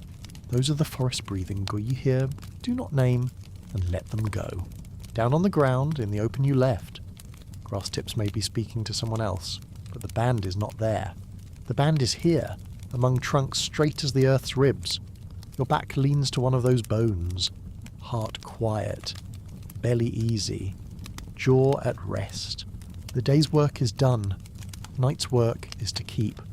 When the first pail rubs the leaf edge, your eyes open without a start. You smell wet air. You hear the first small note of a bird calling its mate. Night's iron thins. Dry leaf rises. Soil shows its underscent. There are no yellow points in the grass. They have gone where they go or wait at another bank. The band undoes the net. Each leaves their place like unbuttoning a shirt. Threads move. No big sound. No stepping on each other. No one left. You You slide down, soles to soft moss. The place where knees took grass is cool like well water. Your palm settles on the trunk, feeling resin and moss under skin. Then you sign a short curve, a dot, a line toward your light. Today's path arcs higher and avoids the old water. The band understands. The band moves. As bodies begin to ease up the slope, a simple thought sits in the chest like a seed, no fire. No honing stone, no tinder. Only breath, wind, scent, and the retreat line written in calves. Only that, and it was enough for one more night. Ahead, the light opens very slowly, as if someone lifted the cloth by inches. On that light, the survival story steps on. Quiet. Step by step. No need to speak loud. Light rises slow as a leaf turning. No one talks. Hands touch in short taps to remind the old pattern strong legs take the slope. The one with the child holds centre. The elder walks inside. 2. Wide shoulders bracket the rear so scent does not drift back. Each step a small reminder of the night, like thin welts on calves that still ache a little. The hillside carries the band through low grass and into open ground with exposed roots. Here wind hugs the earth. Your scent will not climb. You pick a dry twig blown down last night, not a weapon. A rod for smell. You drag it through wet soil in short strokes so new earth smell lays over fresh prints. The next person repeats, then the next. Wet streaks smear onto heels and ankles and veil the story you just wrote. No one lingers. This veil is only a thin scarf. On the second ridge the band pauses, not sitting, just lowering enough for thighs to carry backs, chest still open to wind. You sign a small circle. Everyone inhales through the nose and exhales through the lips, very soft, returning bodies to even after the hours of stretch. These first breaths are how the band measures itself. Whoever whistles at the throat will walk the middle. Whoever steps heavy will switch to softer ground. Whoever still shakes from the yellow points will hold your wrist one beat longer, then let go. The path to water lies behind a stand of low trees. You marked it last season with a patch of peeled bark, like a bite of sun on wood. The pool is small with a black mud rim. Mud says many things. It tells of big feet passing as night leaned. It keeps deep claw marks of a known animal you do not want near. You do not go straight. The band pulls into a ring and skims the higher edge, looking down without hard breath. Small birds came first, dipped, and rose. No ambush waits at the surface, but the left mud still shines drops not dried. Something drank not long ago. You count the lay of light on the water and wait for the thin ripples to flatten before lowering bodies one by one. No one goes in whole. All kneel. Cupped hands hold water for the next before drinking. Children lick from wrists. Cool slides down like a quiet sigh. You do not drink deep. Water must enter slow so the belly will not cramp if you must run. Afterward each smears a pinch of wet soil on ankles and nape so mud covers sweat. The elder looks at you, touches a mossy stone at the lip, and turns it to a new angle to mark the safe line. The stone does not speak loud, but feet that know its tilt will feel it. After water comes food. No call for meals. Hunger did that before dawn. The band spreads within line of sight. Not far. You lead 2 toward a patch of wild fruit ripening thinly. A big bird's beak marks show from early morning, proof no other stood guard there long. You pick a low fruit and smell. Sweet ripe, not harsh. No strange scent inside. You portion by hand. Bite the hard seed. The astringent rush drawing tears like mist. Saliva swells and draws the bitter down. The jaw tires beat by beat. But the back is warm now that sun has found it. Children take the soft near the rind. The elder holds the pit longer. Teeth still strong but the swallow slower. You watch the antline running the stem. You tilt a dry leaf across to reroute them. Ants stop entering the pulp, and eating is calmer. At the far edge another group gathers fallen eggs. Fine speckled shell. You signal take only cracked ones. Leave whole nests untouched. The band always leaves living pockets for later days. A small snake passes with tongue-tasting air. Everyone stills. It flows by like a warm thread of water. No strike, no catch, no stomp. Each time the band avoids needless disturbance. The day saves itself for other needs. After eating, you move a little to keep scent from pooling. You arc past thick grass where small holes of forest rats pock the edge. Children lift leaves for soft bodies. Through earth smell you know the burrow was dug last night. Do not dig again. Do not haggle with old scent. You guide the band onto a writhing run of exposed roots. Here trunks show their ribs. Your soul's set on the just right rises, easing the tendon. The elder takes the lower rungs. Carriers swap sides to rest the hip. By midday, heat lift smells high. This is not an hour for open ground. The band finds fine shade under low crowns and slides into the hollow between roots. Each chooses a patch with old marks so no new scent is stamped. The noon sleep is not deep. It is a thin mist laid over eyes. Before you let down, you read the sky. White cloud torn into long bands. Wind will flip suddenly by afternoon. That helps. Predator's scent will not hold one way. You send the news with a small nod. Noon watchers will trade sooner. In root shade, your back lays flat to cool earth. Head rests on dry moss. Calf aches ease, jaw slackens. Light enters lids like silk spines. You listen. The band breathes like a steady song. One insect gets lost, calls twice, then quiets. The trunk throws back a far wing beat. Out there a raptor likely changed perches. There is nothing to do but lay the body into the even and keep a strip of ear open. You do not sleep whole.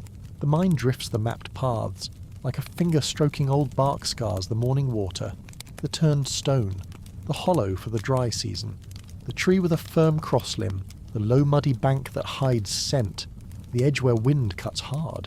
These maps have no drawing. They live in feet, in nose, in skin, in repeated moves. Each closed eye is a chance to replay the map, to stitch, to lay a new layer where thin, when light shifts from white to pale gold, the band turns almost together. No call. Each body has a quiet bell. You touch the elder's armour so he steps ahead a little to find pace after rest. The child goes to a fresh carrier. Whoever drank just enough gets a few soft fruits. Whoever led since morning moves inward. This fairness needs no words. It follows the rough justice of the body, give the sore muscle rest, give the hot muscle work. The evening leg points to higher ground, thick with vines. There you must check an old Travis used when water recedes. It cuts across a small bowl where wind knot smells into strange pockets. The band tightens, so no body slips out of hand reach. You kneel and set your cheek to soil. Smell here is a turned cloth, threads tangled. Wind has flipped as the clouds foretold. You wait for a thin wash to pass. Other scent lines slide to the rim. The band moves through the middle where ground cracks fine and leaf fall is new. New sign is yours. Old sign is a finished story. You avoid finished stories. Eyes often watch those places. Near the bottom a dry clack ticks like two pebbles meeting. The two wide shoulders split and take the upper and lower edges of the path, forming banks. The elder goes centre.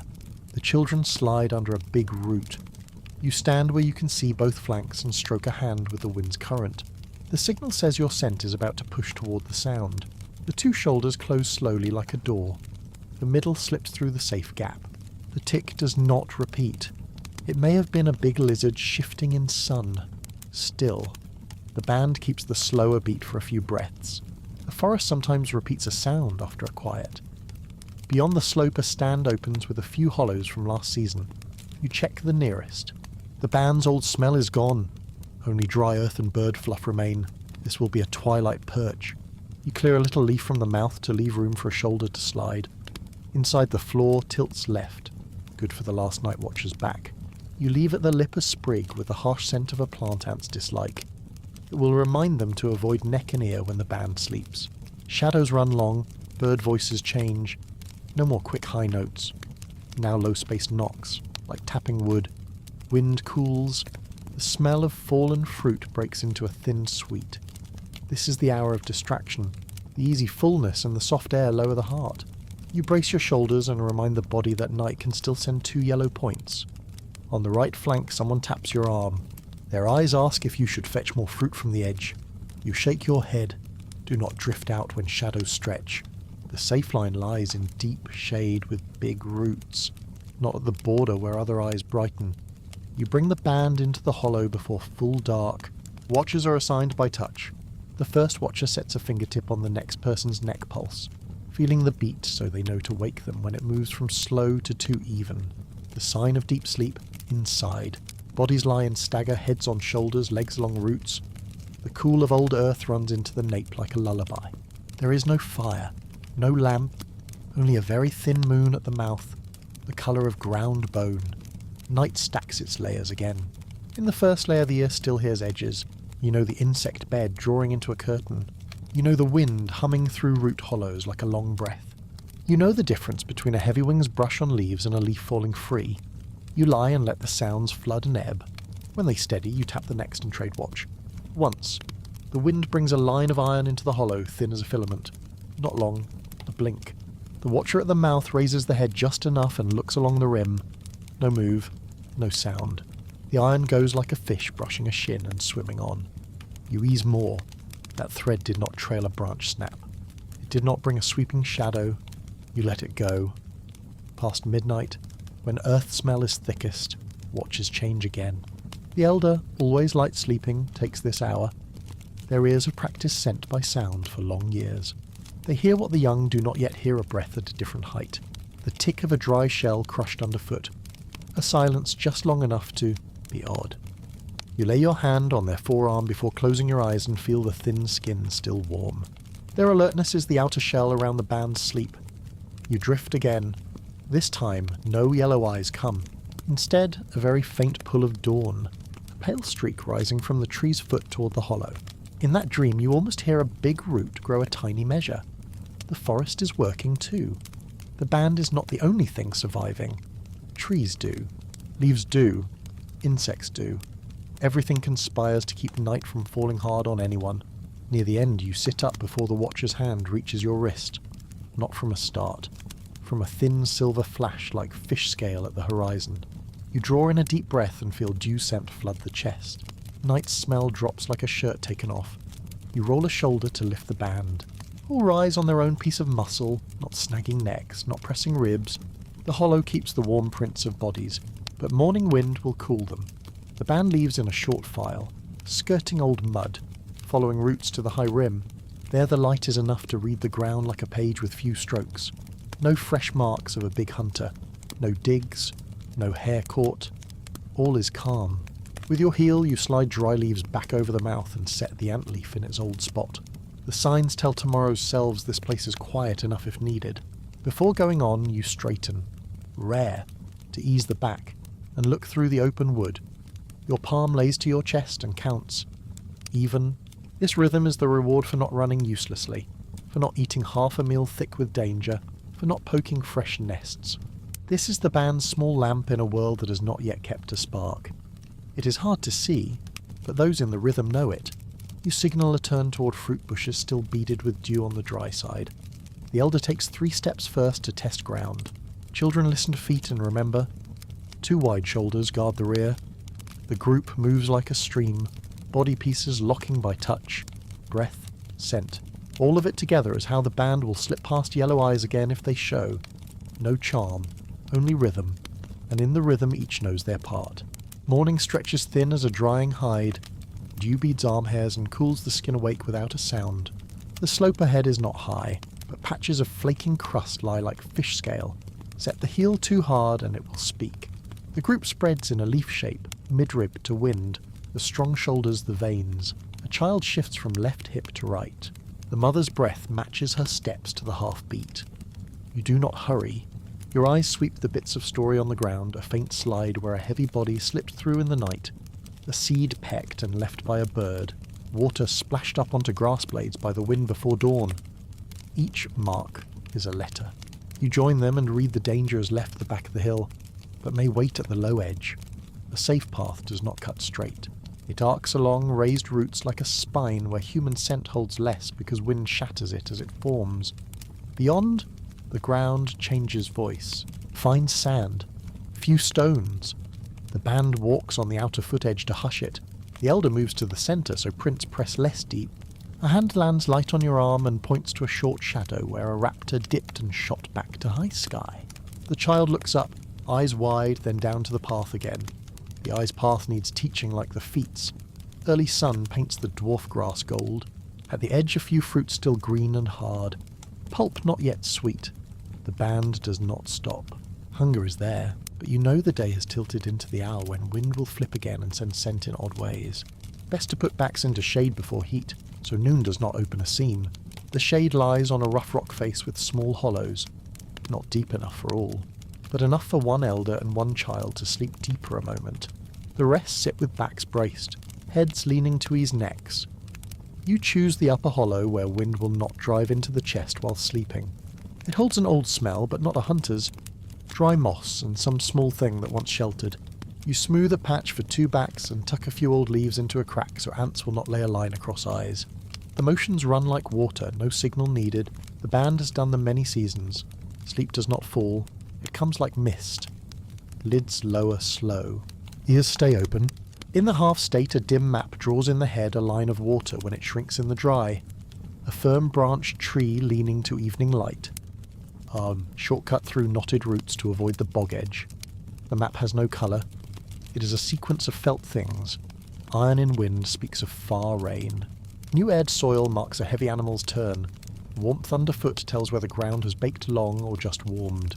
Each shard is stored in tendon, in neck, in bridge of nose, so when turning is needed, the body chooses on its own. You open your eyes when light tilts a little. No one speaks, but the band rises almost together. A fingertip touches your shoulder and points toward the lower rim where a thin dark of cloud is about to eat the sun. Wind will change. The line must change. You sweep a circle and mark 3 silent beacons, a rock with its moss-leaning left, a trunk with a hollow, a hard patch that will not take a print. Those 3 make an arrow in your head. With that arrow, the band can move faster without breaking the leaf shape. A stretch leads across a narrow swale. Below the lip, the soil is soft and keeps smell. You put the band on the raised roots. The carrier lifts the hip a little so feet will not drag. The feet just rested at noon take the load. Steps even. No snap. Only the faint touch of leaf on a knee. For the band that is sound enough to tune the whole chain behind. Past the swale, the forest opens into a scatter of white stones. Here yellow eyes catch running prey easily. The band turns to the lane where long shadows of trunks slice the light so bodies are cut into small bars. From a distance, those bars do not read as human. A dead twig snags a hide cuff and scratches it. You leave it. New sap smell from the twig will cover a little human scent for a few breaths. Near noon, the band stops under low shade. The meal is what is left from morning and a few young roots skimmed from soft rim soil. They snap fine, taste plain but cool. A child sucks the root tip the way it sucks a finger. The elder takes the harder pieces, teeth strong enough for the work, while the bellies of child and carrier need easy. Shares are not spoken. Bodies say what they need, eyes that are heavy, skin that is dry. The band knows. You press a knuckle into the ground. It springs and returns. The surface still elastic, not too dry for long travel. You can go a little more before the sun pulls straight down. You lift the band, inhale through nose, count 3, step. Each step pauses part of the scent. These marks will fade before night carries risk again. Afternoon gathers weight, but the wind thins. On the far rim, vultures wheel low. A carcass somewhere, or a downed beast. The band spreads wider so every eye can hold sky. Do not move that way. Avoid contest. Avoid the stringing rip of meat torn by many mouths. Avoid the iron smell that would cling to hair and follow you to sleep. Without fire, the iron brings more hunters than it brings fullness. At a tangle of fallen trunks crossed like arms, the band stops. This will be the place to wait for soft light. You check the 4 corners where wind clears, where scent pools, where sight opens, where ground is dry so backs will not chill at night. On one broken trunk is a hollow just right for a shoulder. You set the elder there so the scapula rests. Old ash from a past fire season dust the bark. You brush it away so the eye will not snag on old pictures. The sun lowers into honey. Insects shift from scattered calls to a long bed of sound. Listening to that bed, you know night is stepping into the forest. This thin hour is always beautiful, and beauty invites error. You draw breath. Feel the ribs open. Let it out slow to keep the head cool. Do not hurry into speech or let body remind body. When shadow runs long enough to cover the foot, the band takes the night rhythm. There is no fire to gather around, so the band gathers around gestures. One hand draws a small circle, watch change. The new watcher tunes for the known band's steady cricket cloth. Leaf falling free, brittle dry crust breaking. The tiny steps of small animals that do not nick roots. Any tone off, even a little, is enough to raise one vertebra of the back. You climb a low trunk and lay your back to rough bark. From here you see the old silver thread of a stream coil across the ground. Water is low now, broken into a few pans, enough for birds, not enough for big animals to bathe. Last night the band kept off that thread to avoid the smell bowl. Tonight no one will go there either. You file it in a small drawer named by the cool on your wrist when wind from that way touches. Tomorrow, if you must move fast, you can skim the spine of that thread and not stop. Below, the band's breath slows. A child turns and fingers catch a strand of its mother's hair like a root. The elder shifts and joints click soft as sand grains rubbing. All those sounds, in the dark, make a small song. It has no words, but it has a refrain still alive, still leaning on each other, still remembering the way. Night adds another flaw. Earth damp thickens, no yellow eyes, no throat of a stalker. That does not let your back go slack. Wakefulness is kept by a thin string at the nape where baby hair meets skin. The group is like an old tree with many roots. One root sleeps, one root wakes, one listens deep, one smells far. Without fire, the band learns to become the forest. Near midnight, the wind flips face. The damp that passes has no iron. No warning, you let another notch of back settle. Through leaf gaps you see a darker patch drift slow. A cloud, maybe. Maybe wings. It slides, not drops. You let it pass. A watch passes, then another. Each change is a fingertip to wrist as if touching water to read its rings. No urging, no startle. The band calls by touch because touch does not wake the whole forest. When the night is nearly spent, dew threads into hair. The tongue tastes faint water. The first bird tests one note and stops, as if asking the sky if it listens. Farther off another answers. Day's song opens. You sit and roll your neck slow so the bones line up. A hand lays on your arm half a beat, asking without words where first. You set your chin toward the high strip with big roots rising and an old slide line leading to a low wind patch. That way has little human scent at this hour. Safe for the first stretch. The band rises without sound. Each takes their part. The child sinks into a hip. The elder rests on a firm shoulder. Wide backs close the rear. You lead in the grey, heels set on dry spots. Toes sweep moss without tearing. Trunks on both sides take light in patches. No yellow eyes. No roar. Only a few drops falling to your brow like someone's hand tapping luck. On the high strip you pause half a beat. Draw in and let out very slow. And let body tell body the night passed and took no one. In your head a string of waypoints slides like beads shallow, mossed hollow. Fine sand bank, the knotted root field, the mild white stone slope, the narrow swale, the low grass hill. That bead string is the band's cord. It hangs from no neck, but it ties you together. Without fire, it is the only thing long enough to cross night. You look at your soles. Skin thick at the outer edge, thin in the middle, heel cut with a small crack like a dry river. Each mark is a season. Each season, a map under skin. These maps will carry the band through heat, through cold, through iron smell, through sweet smell, past yellow eyes, under wing sound, until a day. Elsewhere, when hands touch stone not just to pick, but to shape, to grind, to make stone listen. That day is not in this story. Here, before stone is taught, the band leans on each other the way you lean on a tree with deep roots. You draw a breath through the nose and let it out slow and hear the light open at the forest edge. Above, thin clouds lie in even bands. Wind will be kind this morning. You lift your hand, a very small sign, and the group slides like water. The road ahead is old to the feet, new to the day. That is enough.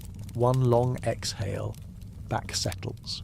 The heart pours back into the chest, warm and even. The band leaves the sleeping place like leaves slipping off water, without big rings. Behind, the forest closes. Ahead, the season is changing. In the skin of the foot, the paths of the season press deeper, ready for the journey's next steps longer, memory longer. So next season is not only survival, but knowing where to stop. Dry mud cracks under your heel. Each crack is a grey thread pulled tight across brown ground. Tendons in your foot sting a little as you cross a strip of grass warmed by early sun. There is nothing but the breath of earth, the smell of dry seed crushed in grass, and the sound of many chests breathing together.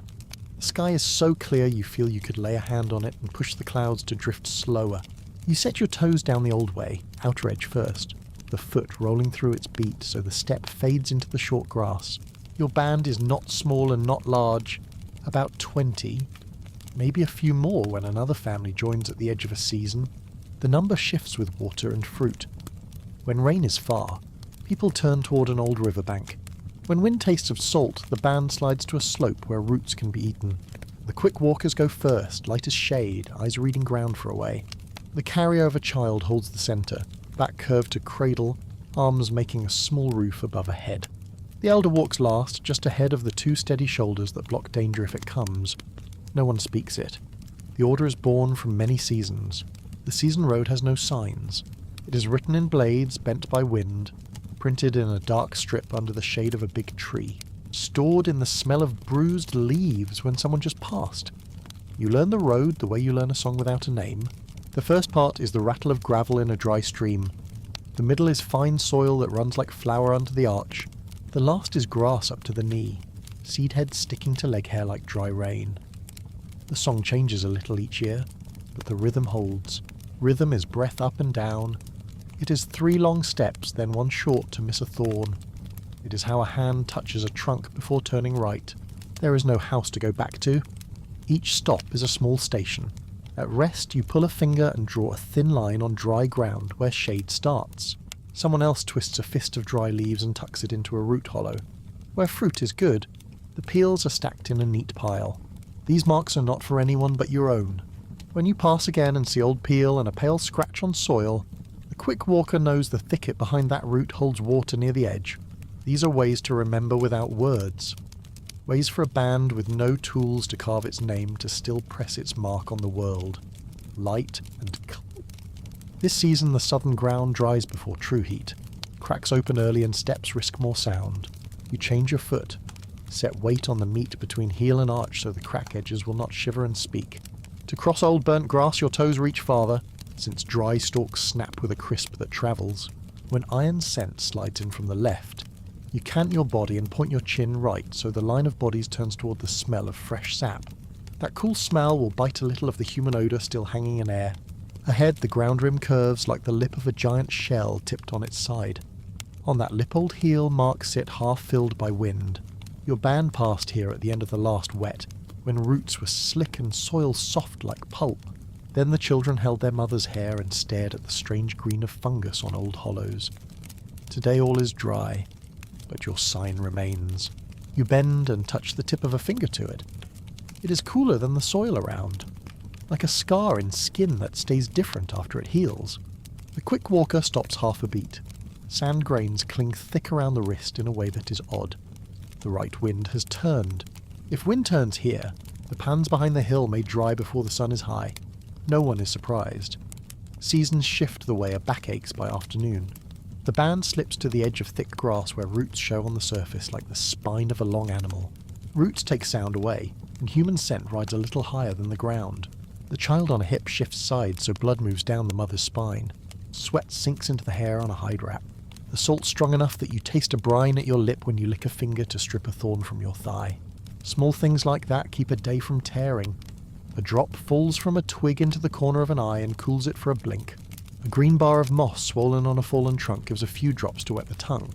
A strip of shade slides across the path so an elder can set a brow to bark and draw one deep, unhurried breath. The season road is written in bone too. Calves rope tight on the one who climbs sand. The arms of the carrier swell like posts and hold the level as feet work across a slant, still keeping pace. The slower back curves a little, as if it holds an invisible basket filled with older seasons. You watch those backs and know who is near a limit, who must trade parts, who should be brought to the middle so they do not snap. No one says it. All learn it with eyes and breath and the touch of a hand to an elbow, short and exact so the band's rhythm does not break. There is a choking place like a neck gripped by a hand. Grass there grows high and dense. The path is narrow. Roots lift on both sides like saw teeth. The band skirts one side and avoids the centre where scent piles up darkest. You skim fingers along a root and count the knobs. The 5th knob has a scar clawed in last season. It looks like the pale stripe on your finger bone. That is your sign. Right path. High above, a swirl of black birds turns and drifts apart. Sky guards with no orders and sending news without a map. Below, termites lift from a rotten stump, wings thin as rain. A child points. The carrier slows a breath. You shake your head. Not here. Insect swarms draw others. Thin dust in the air says the soil at the base was stirred by feet. Maybe another band. In easy years, paths cross without trouble. In years when wind is unkind, crossed paths press a heavy track that draws big animals to where humans pause. You do not let your own be the top layer on a stack of signs. At the edge of an open patch, the ground hardens. A rock lies sunken with only a brow showing. Scarred. On it are a few old dark streaks. This black is resin once spilled. Not a mark of things your band does not yet command. You touch it. The resin smell is gone. Warm stone remains. This rock was once a beacon. In another season, the band sat around it to wait for a running shower to pass.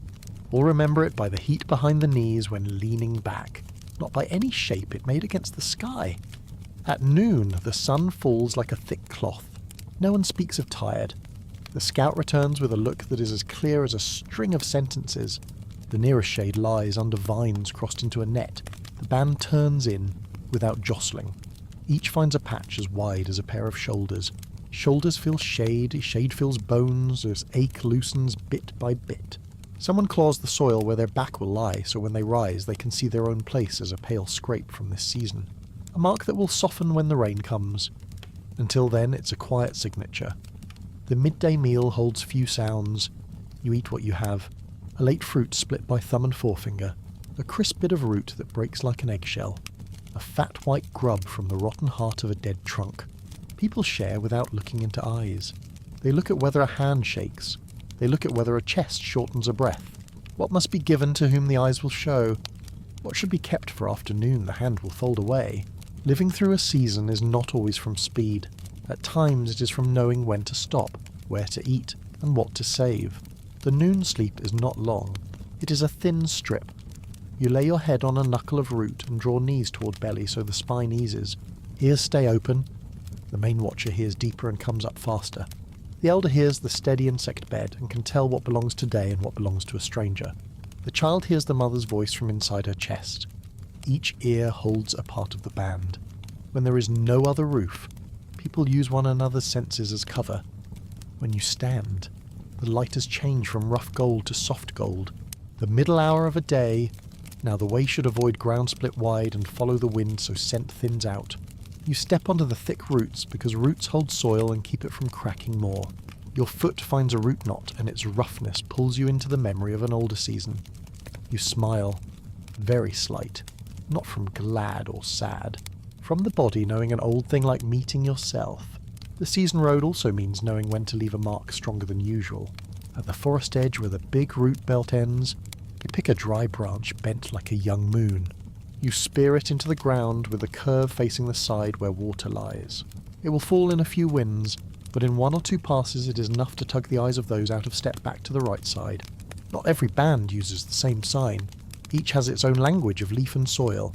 Yet where roads cross, a few letters are shared.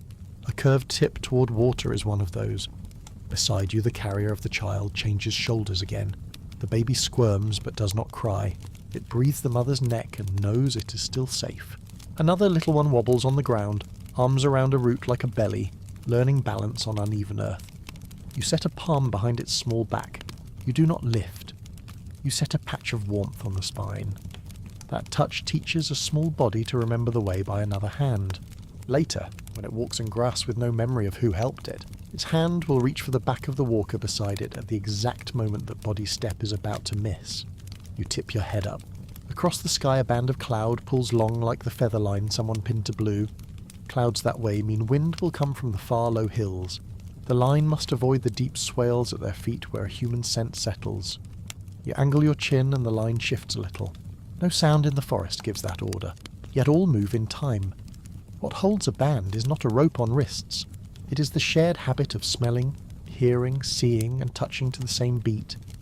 It is how muscles learn each other's words without a tongue. Evening will arrive on the right. Night will pull cold from an old mire. If you do not find a high hole with friendly wind, the watcher will lose sleep and tomorrow's backs will stiffen. You weigh the ground you can take before shadows reach the ankles. The farthest reach is a rock with a slant of moss where you leaned at the close of last season. If no other band is there, it will let elders sleep deeper. If others have taken it, you will know by a salt smell off the moss. Then you move on and find a fallen bough with enough side branches to weave a short roof. You set your eyes on the ground again as if reading a line you already know. Crack, powder, root, grass, shade. Each word slides smooth across the skin of your foot. The season road is not hung in a fixed place. It lives in the body. The more you walk it, the deeper it cuts into callus and tendon and the flex of the ankle. When the sky shifts, those cuts sting to tell you to shift with it. When the body tires, those cuts warm to tell the band to slow. The season road is a map no one holds and everyone carries, stored in skin and bone. You draw a long breath through your nose. The earth smell is no longer scorched like the morning. Wind has eased. You can go away before seeking shade. You lower your wrist as a sign and the band glides. On grass no longer hot, the prints string like beads. No one knows the year's end target. Everyone knows the near one. A shoulder to lean into for sleep. A drink that does not wrench the belly. A safe stretch until night drops its screen. That is enough for the day's first part. That is enough to engrave one more season into the skin of the foot. A thin script written in earth, breath, and sweat. Ground shifts colour like a living hide. Dark brown in the hollow, dust grey on the rise, patchy gold where grass burned. The way is no longer a single lane. It is many traces laid together, each speaking in a different voice. Deer prints are shallow and paired close, the beat even. Boar prints dig deep and sprawl, soil spattered at the edges. The hunter's signs are scattered, as if it walked and watched at once. Everything tells a tale. You listen with your eyes.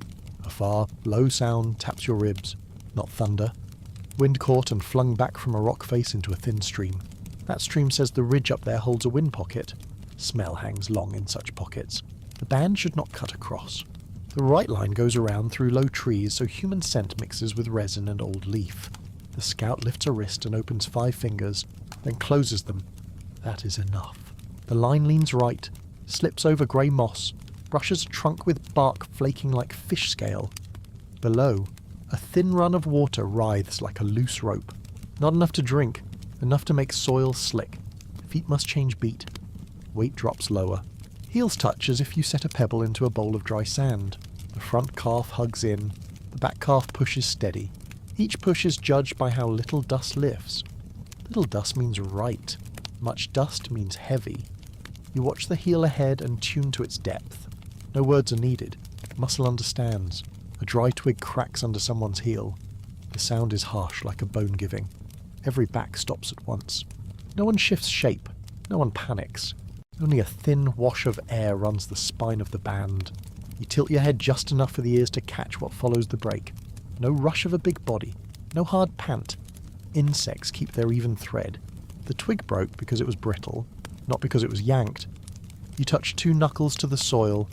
Dust does not jump. Safe.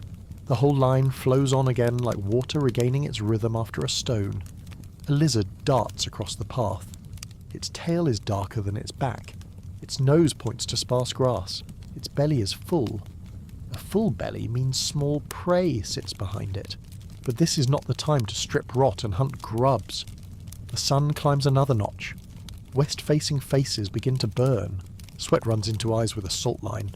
You blink slow so the salt slides to the throat, keeping water inside.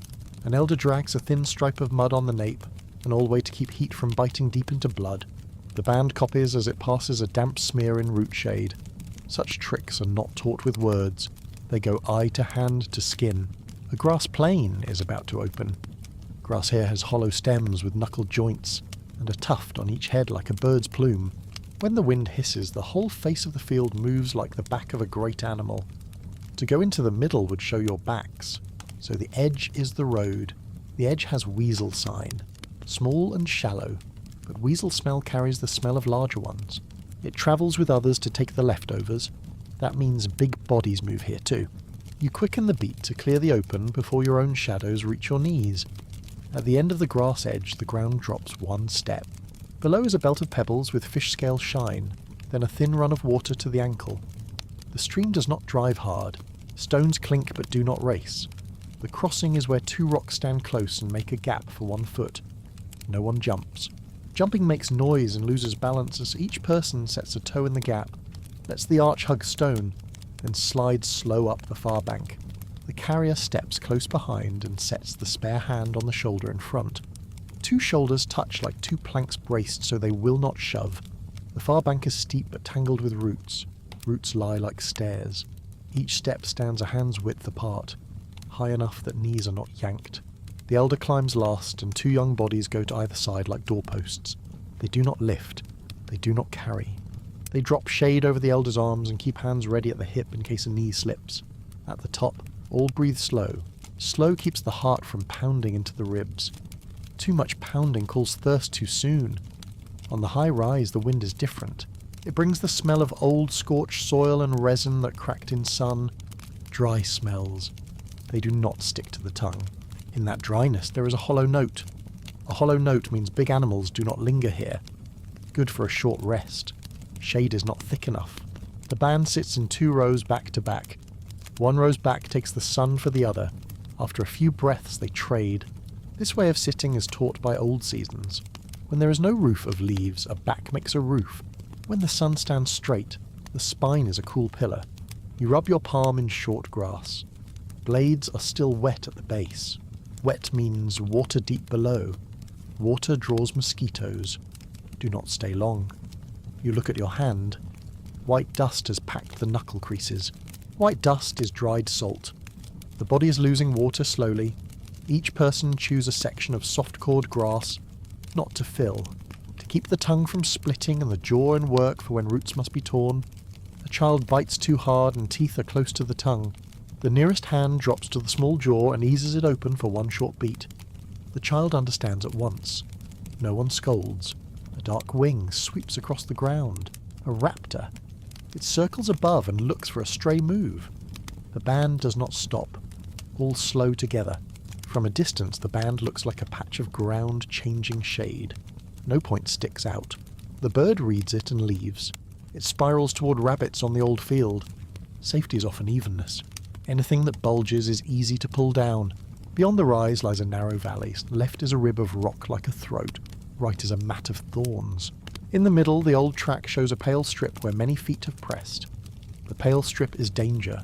You steer the band tight to the thorn edge where small openings let bodies slip. The thorns scratch thin red lines that do not cut deep. They show that anyone who walked straight across the bright lane left strong scent. On thorns, smell hangs high and spread. On ground it pools and thickened. Thick pools call others. Past the thorns is a trunk long fallen. The wood is hollow, its belly powdered, fine and brown. Small signs show a creature once crawled in and out. The outer shell is still hard. The trunk is like a pipe that can roof an elder's back for a short sleep. You set your back to the bark and hear your heart through wood. The wood tells you the beat is even. If it stays even, the seasoned road will stretch far. A young one runs to the open edge to pull a bundle of leaves you planted yesterday while scouting. The bundle is still damp. No heavy feet have crossed since then. The young one looks back and opens a hand, then closes it twice. Good. The band bends to that mark, skipping a slide of crumbling earth that eyes had not seen. Such small signals do not need more. The band grows a shared dictionary. Each season adds a few words. Each word is a way to stay alive. At the next hill foot the soil mixes with big stones. Their edges are worn. Their faces are bright. Sun hits them like low water. The flash can blind a watcher, but the stones will speak if you make them. Each step must be set so they do not roll. Put the foot down as if setting a sleeping bird on a branch. Ankle soft, knee unlocked. If a stone still turns, the foot shifts and finds a flat. This craft is as old as the ankle bones of people. It lives in ligaments. Forget it and you fall. Keep it and you go far. At the stone edge, a low bush holds small fruits with green skin and pale flesh. A few have fallen and split and smell sweet. It is not the main season, but there are leftovers. People take only fallen fruit. They do not pull the branch. Pulling leaves hand scent and calls bees. A bruised peel is rubbed on the carrier's wrist so sweet covers sweat for a while. One fruit is quartered and set in hands that are breathing short. The sweetness is as thin as mist. Mist is water too. Evening lays a cool hand on shoulders. Shadows lengthen and flow into one soft sheet over ground. This is the time to mark a place to return to if night forces a run. The sign must be quick and hidden. You nest 3 bright stones into a curved line in a soil slit, the curl pointing toward the root hollow you picked for a brace. The way you set the stones speaks to your own. Strangers will see only rocks fallen at random. Your own, if they run, will see and turn the heel the right way. Wet iron smell drifts in thicker than morning. Not rain. Soil newly raked by hoof. Maybe a boar band working roots in the deep. Boar do not love stones. They love soft places with fat roots. Your band leaves the valley floor and clings to the rooty slope. Root walking is hard but safe. Small roots hug the ankles like rings that remind you to place each step. Every trip is a sentence that says do not hurry. On the slope a shallow hole sits under a boulder. The roof is low. Tall ones must bow. Soil inside is dry with a thin mattress of leaf. The mattress will warm a back. It will also hold smell. Before you think of stopping, you must soften the smell. You roll your bodies in dry powder outside so a film of fine dust clings to skin. Fine dust eats sweat scent the way ash drinks water. The band does it without words. When you enter the hole, you carry less smell. You sit down flat and feel the stone send back the day's warmth. The stone kept it to pay out in night. Children are set in the centre. Elders lean to the deep side. The quick walkers lie at the mouth to shoulder the wind. Whoever watches first lies at the rim. Whoever watches last lies just inside, so their wake is swift with few bodies to crawl over. The band's sleep is a woven cloth. The edge threads take more wind. The middle threads keep warmth for others. When wind turns the cloth slants, no one needs to say it. Stomachs are hollow, but no one groans. A little empty teaches the body to hear night's bed more clearly. In the hollow there is a calm. Your ear hears insects pluck even notes like a needle tapping a drum skin. Hears leaf rub leaf at the hole's lip. Hears the breath behind your back. All has order. Fragile, but order. When full dark settles, a soft sound drops from the watcher's throat. It is not a call. It is a seed of sound that rolls on the quiet and comes to rest. It tells ears that have learned the language that wind is turning. It slips from the right slope, a little colder. The one at the mouth tucks knees toward belly. The ones inside tip heads half a hand closer. The watcher rises a little and keeps their back straight and eyes soft so night will not stab the pupils. Night begins to move slow. A child twists. A small arm swings and taps your upper arm. The touch is light as a falling hair. You do not move away. You let it rest on your skin. In the dark, another hand touches your forearm and gives one squeeze, then leaves. That is the sign of knowing. All are awake without moving. Outside the hole, something heavy just slid across dry leaves. Not a step. A slide. Large animals sample scent by gliding across, not stomping at once. It is reading. You breathe slow. All chests breathe slow. No smell leaps up by surprise. The animal's sound fades. No branch cracks. No digging. It did not find what it wanted. Thank the wind. Thank the fine dust on skin. Thank the cluster of bodies lying as one hard-to-pick shape. The cluster has no loose edges. All edges folded in. Night flows past the mouth like a black stream. The band lies like stones underwater, the sharp corners of the day worn round. You think of the ground behind you today. Curved stones, an old leaf bundle, the lumped root belt, a patch of burnt grass, a low bank of water. All of it now lives in the body like finger cuts in soft wood. In the morning when eyes open, those cuts will brighten in the head without names. The season road is not a thing to see fresh each time. It is a thing to remember with skin and knees and spine. That memory keeps a band together longer than one season. The watcher trades with another on a small knock of knees. The knock wakes muscle without pulling the mind far from the edge of sleep. The new one takes the place with back turned out and eyes half. No one wakes whole. No one sleeps whole. The middle state keeps the night from stretching too long. Salt at the lip thins. Breath deepens. Your hand loosens. On your skin a faint fruit scent still rests from afternoon. It is thin as a promise. Tomorrow may not be easier, but the season road remains, waiting in your feet to be read again. Outside, the sky sprinkles stars. No stories are told aloud, yet the shapes of star groups recall root shapes, rock shapes, grass shapes you have crossed. Everything fits together in a quiet way. You tip your head to the warmest part of the hole. Back touches stone. The sole finds a familiar root nub. Chest sinks. The inner road runs on into sleep like a path you know without eyes. Morning will come. When it comes, the band will rise and set the outer edge of the foot first, roll through the beat, and send breath together. The road does not hurry you. It opens by inches for those who keep the rhythm. Dawn thins like a long-cured hide. Mist lifts as faint smoke on root edges and wrings the ankles cool. The whole hollow breathes together, even and deep. When the last watcher sets a hand on the nearest shoulder, the night's peace folds up like a blanket. No call, only a touch. Backs lift from earth and leave flat prints like fish scales in the leaf crumbs. The first step of morning is always the lightest. The soul seeks ground as if dipped in a bowl of water. Toes pick the spot. The heel lowers only when the body believes. Each morning the body repeats the words of the road the way an elder calls the names of children at a door. Wet mud means the rill still lives. White dust means yesterday's wind was strong. Loose soil on a rise means the cap will not hold a sign. All appears without thought. A thin new scent threads the hole's edge, fine as a hair. Soil newly clawed mixed with root skin peeled.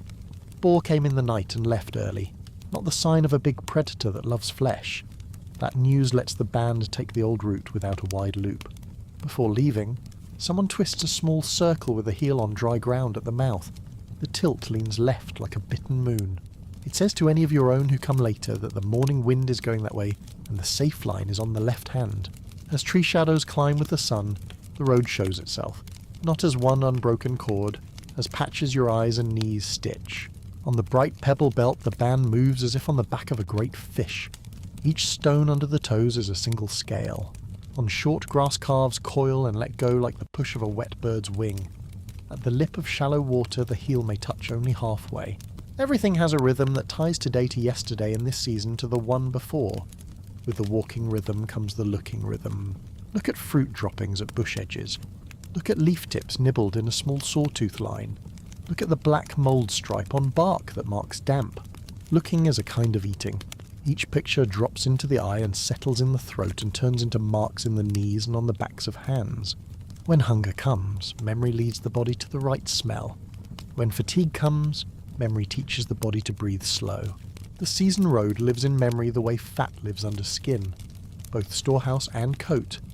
Halfway across a gentle slope the wind puffs back. Human scent returns toward faces. An arm lifts, palm down, and lowers. The band lowers and slides right and enters the shade of trunks with split bark. Not hiding from someone named, just keeping scent from crawling straight toward the open ahead. Choosing wind needs no talk. Children watch the backs of grown bodies and learn to part like water around a rock. The morning waterline always tells the night's tale. Thick bird tracks mixed with a low heavy thing. That line cuts across a string of small claw prints. There was a chase. No fresh wet marks remain. It ended before sunrise. Water clouds at a hollow, and small bubbles sit and do not pop, which means fine mud floor. Do not set heel there. Anyone who misses will sink to the ankle, and the suck will throw scent up. The lead turns the path toward shallower water with big stones that show. 2 stones stand a foot apart, close enough that carriers can cross without a knee sway. There is always an elder who walks slow in the middle. Not from weakness, from memory. That memory holds the road pieces. Whenever the line speeds too much, their pace is a small anchor named season. They remind by changing breath. When their exhale grows a note longer, the band knows to let the step fall. Experience does not need words to spread. It moves shoulder to shoulder, in a light touch to a rib, in a very small shake of the head. At noon, the sun slants sharp like a leaf blade. Heat rises off earth in a thin sheet. This is the hour when bodies want to lie down. No roof wide enough in the open, so the band builds a roof of backs. The big lie outside, on a slant. Elbows as posts so they do not press ribs. Smaller bodies slip into the hollow in the middle. Each breath of the outer bodies pulls heat away and gives cool back. Each breath of the inner bodies holds the cool. A child stirs and slaps a palm on a belly. Another hand lands on the hand and opens it, teaching how not to scrape a sleeping belly. Small lessons do not need saying each time. Repeat and do. The band remembers with flesh. When shadows begin to stretch, bellies begin to sound like wind over a cave mouth. Afternoon is the hour to find again the smell you marked in the head at dawn. A low bush with bitter fruit was seen in the morning. Now you return to its edge and touch only fallen fruit. Do not bend and pull, do not shake, only pick up. The flesh is still firm and teeth must work. The astringent tugs tears up a little. Tears are not waste. They tell the body water remains inside. At that bush edge the ground turns from hard to soft, soft enough to sink a finger. Roots below. The carrier steps on the outer edge of the foot, so roots will lift the arch and not pierce. A soft swish cuts across like a fish nose without a sight of the fish. All shoulders drop. The gold flick in grass and gone.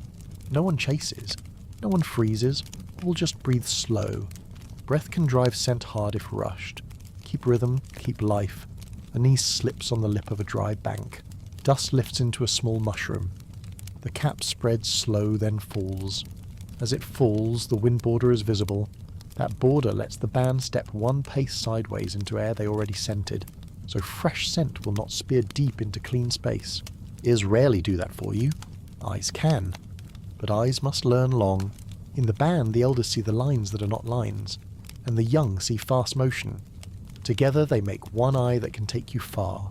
At the base of the next slope, after the root field, the soil is black and cool. The smell is calm. It is the right place to gather and share what was found the night before. No cutting tools. All sharing is done with hands and teeth. Easy parts go to the small and the old.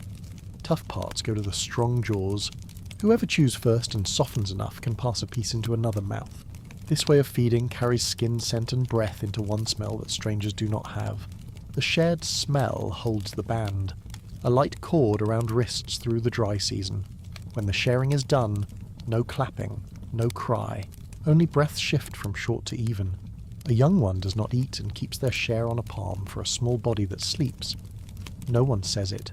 The rolls sit in the ground like raised roots. The carrier always has another back behind to lean into. The elder always has a young arm to touch when standing. The lead always sits where wind scours scent and eyes face out. The ring moves with the band. The ring is the house. Evening touches skin like a cool hand. Time to go. Before leaving, someone twists a little lock of dry grass and spears it in a crack beside the elder's print. The tuft tilts and points to the next rise. If the band has split to search two smells, this tuft speaks for this half. The other half uses 3 stones in a curve. These marks are not letters, but a speech the skin of the hand knows. In the wet season, grass will rot. In the dry, the stones remain. The road keeps its own silent memory. The next rise is not high, but the wind there carries dry needle scent. The smell of a tree that once bled and now cries dust. That wind salts the throat and narrows the eyes. Dry like this often comes with crumbly ground. Set the foot on its outer edge so nails can bite. Every step is a stringed tune. Too tight and it snaps. Too loose and it slips. The whole band keeps the string just right. If someone slides, the shoulder next to them opens one beat and the hip turns enough to take the stray weight. The turn is so small the one who slid may not know when they were steadied. The band does not make anyone feel in debt. It lets things flow through like water through roots. Past the rise, a thinned wood softens the eye. The leaf shade rounds edges. Birds call spaced out, not in a crowd. No loud branch breaks. All says this zone is safe. This is where you would mark asleep if the sun died early. No need to build, no need to weave. Only choose a trunk 2 people cannot hold around and lean backs to it and learn the night's voice there.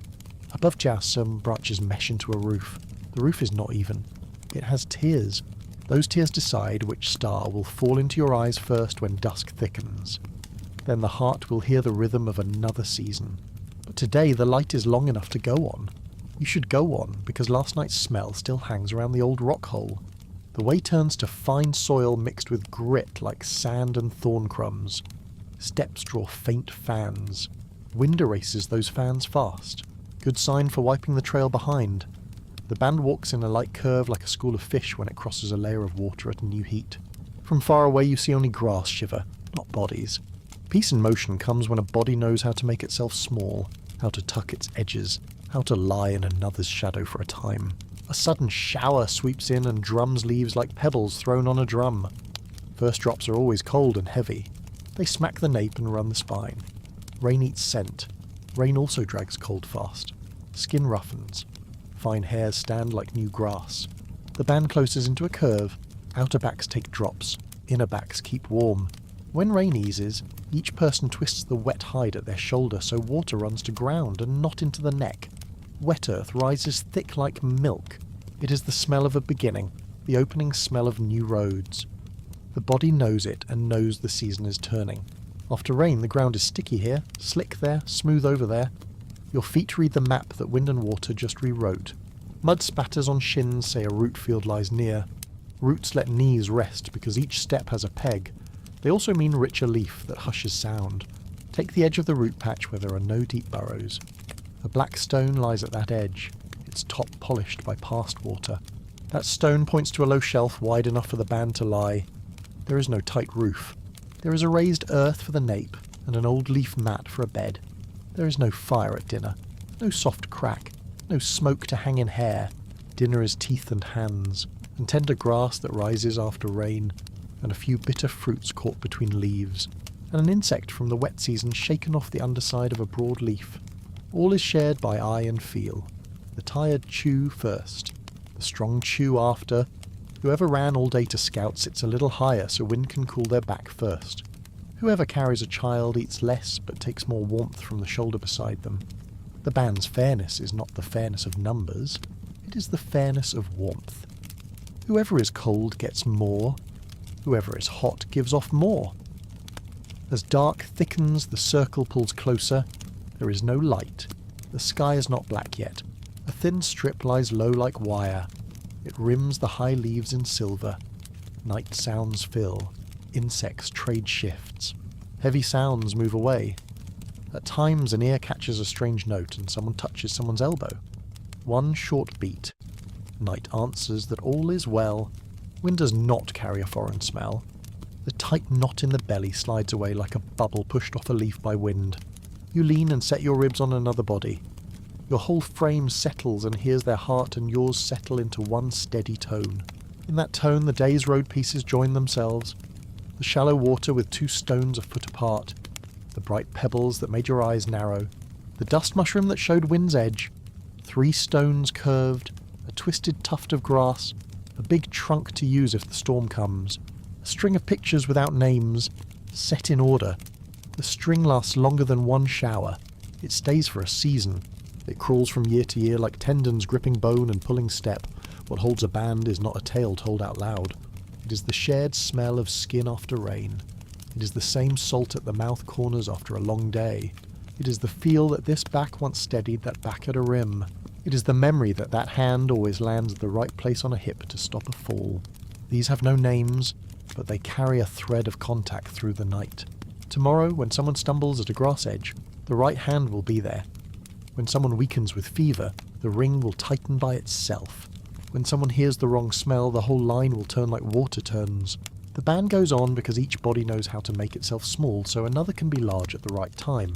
A child shifts and lays a hand by mistake on your face. You guide that hand to your chest so it hears the heart and drifts. The beat is like stones rolling in a stream when the water is no longer fast. That beat is the oldest lullaby of a band. The road is in it. The seasons are in it. There's also something growing very slowly in it. A faint sense that one day you will not need to grip roots as much as today. That you will not need to swing wide just to avoid your own smell. The sense is vague like eyes in a tree looking through rain. No one names it. But backs feel warmer when they think of it without knowing they think. Night holds the band like a grass roof. Above Corbeil, points of light gather in lines the elders have long known. They do not draw animals or people. They use star groups to remember land patches. 3 close points flat across the sky mark the place where water runs at an angle. One bright loner marks bark that eases a cramp. A long pale streak marks the wind that bites the nape at season's end. The sky is a hide painted with roads. Roads sit in eyes and knees at once. Roads live in bone. Near midnight the wind changes. Dry needle scent is gone. Fine earth and fresh leaf remain. Someone slides more dry leaves under an elder's back. Someone else tugs the edge of a hide at a carrier's shoulder. A new layer of warm is laid. No one sleeps alone, just no one watches alone. All runs like water into old grooves. That is how a small band lives through seasons without a stone in hand, without fire, with nothing but memory and each other. At first light, the band will stand again.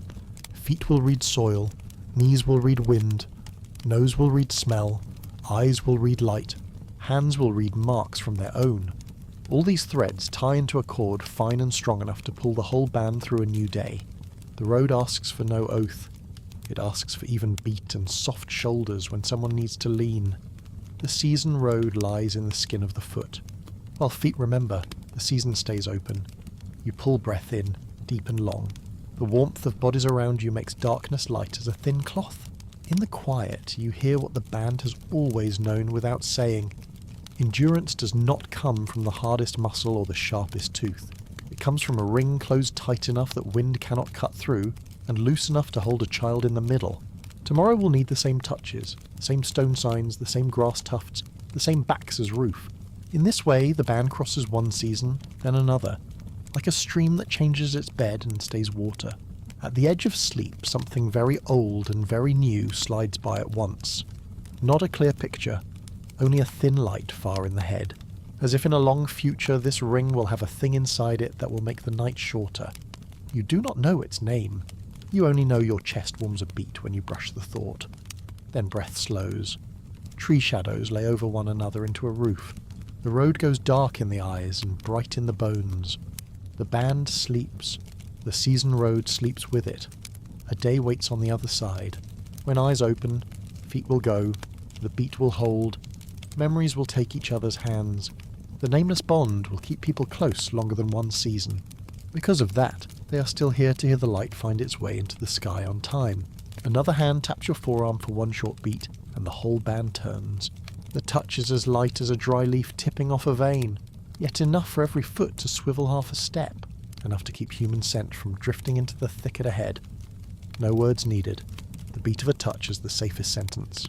Morning is thin as a skin of dew on grass. Backs lift off the great trunk. Each back still holds the rough print of bark like faint glyphs. A child wakes slower, eyes still carrying the night smell while it clutches your arm, fingers soft as grass shoots. You set your palm over the back of its hand and press down slow, teaching that peace begins with a slow touch. Here every important thing is taught through skin. The band is not large, just enough to split the work of seeing, smelling, and hearing, yet small enough to turn as one when wind shifts. Elders hold the middle like the heartwood of a tree. Outside stand the strong bodies, knees elastic, feet quick to read ground. Inside are small bodies that still wobble and bellies swollen with milk. This order has no name. It finds itself each morning the way roots find water in soil. The day opens with small tasks. Spines unhook from bark. Shoulder blades roll across clean earth. One deep breath to store the night's scent at the nape. Fingers skim the grass by the water's edge to see how thick the dew sits. To guess if rain will come before dark. Elders scan the far rim and count new scrapes. Count hard seeds that fell close. Count bruised fruit with strange bites. Each thing is a letter of this ground. When a chain of letters is set in the belly thumb. The band can move without haste. The small learn with eyes and chins by touching what the big ones touch. You bend your knee and glide through a patch of grass. The child bends too, a little too deep, and bumps your knee. You catch with your hip, one small beat, enough to spare tears. No scold, no noise. Mistake is how the body writes memory. Next time the knee will stop a little higher. The first meal is rarely enough. No hearth, no smoke, no soft cracking to call people to one place.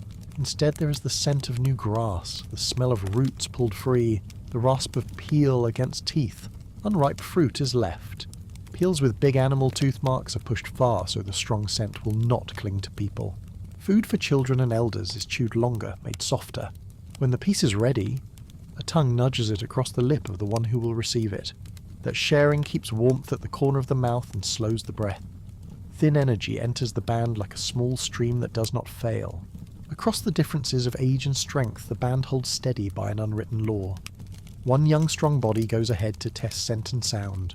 When it finds a bent wind mark, he rises on his toes, lifts the left wrist and holds one long beat, then lowers it.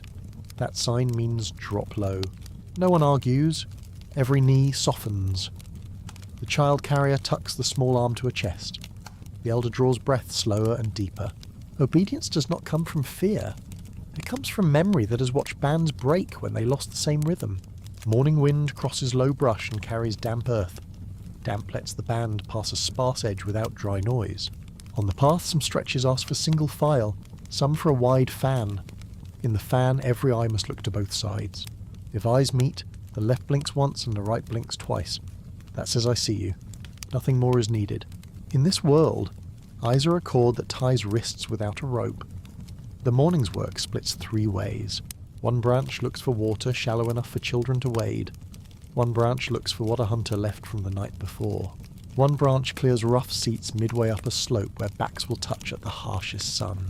You go with the water branch because your knees know soft ground and your nose knows moss.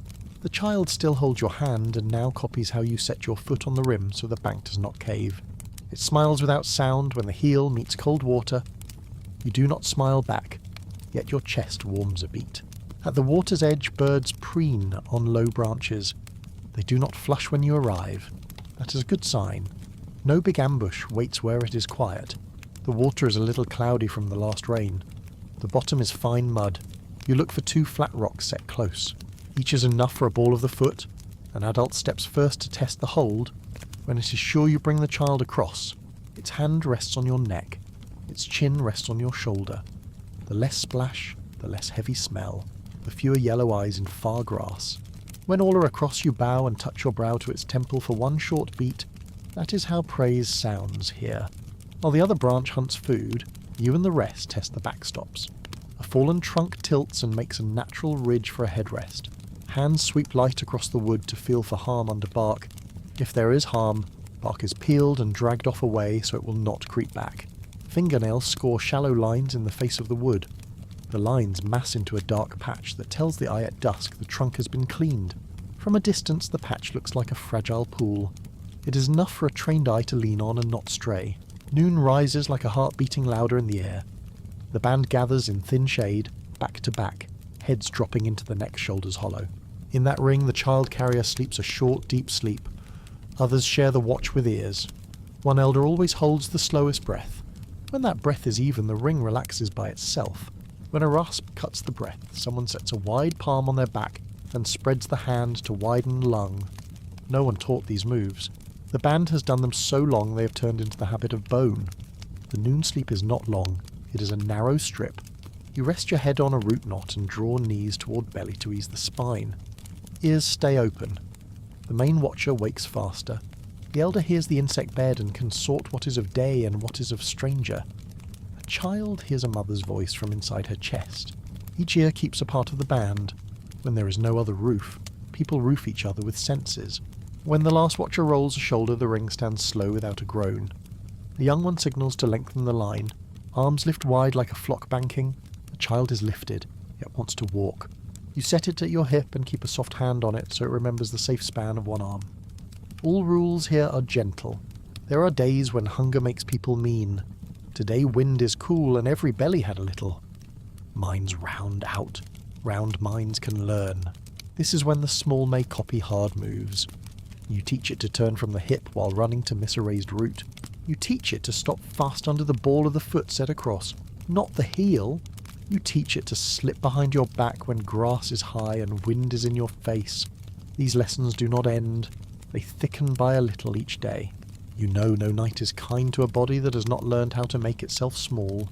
At the low forest edge, the band meets the second branch returning. They carry a little soft meat still wet, fresh laid over leaf scent. Not much.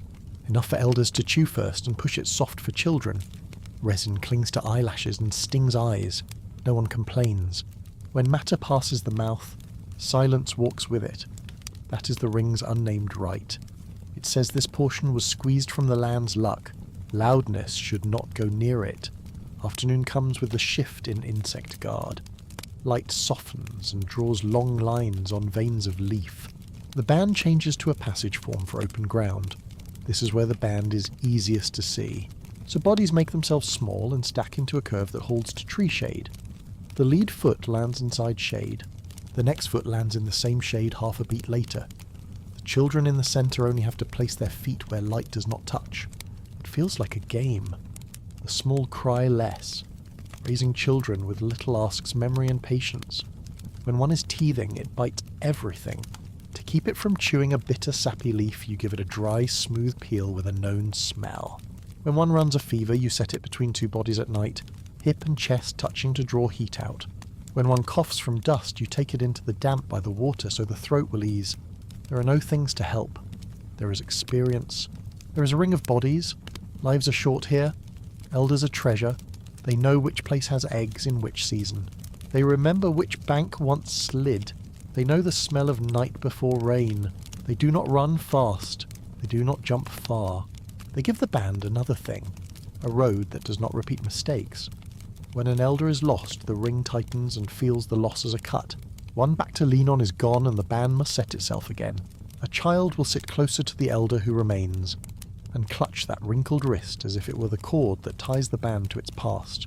Each day the band passes through a few beats like these, bonded by gesture, feeding one another with teeth, teaching with shoulders and knees, keeping simple rules. Do not run into the wind's nose. Do not yank your hand out of the touch ring when afraid. Do not leave the weak standing alone at the rim of an open place. If anything lets a band last longer than one season, it is these small unwritten laws. Before dark falls, the band chooses where to stop.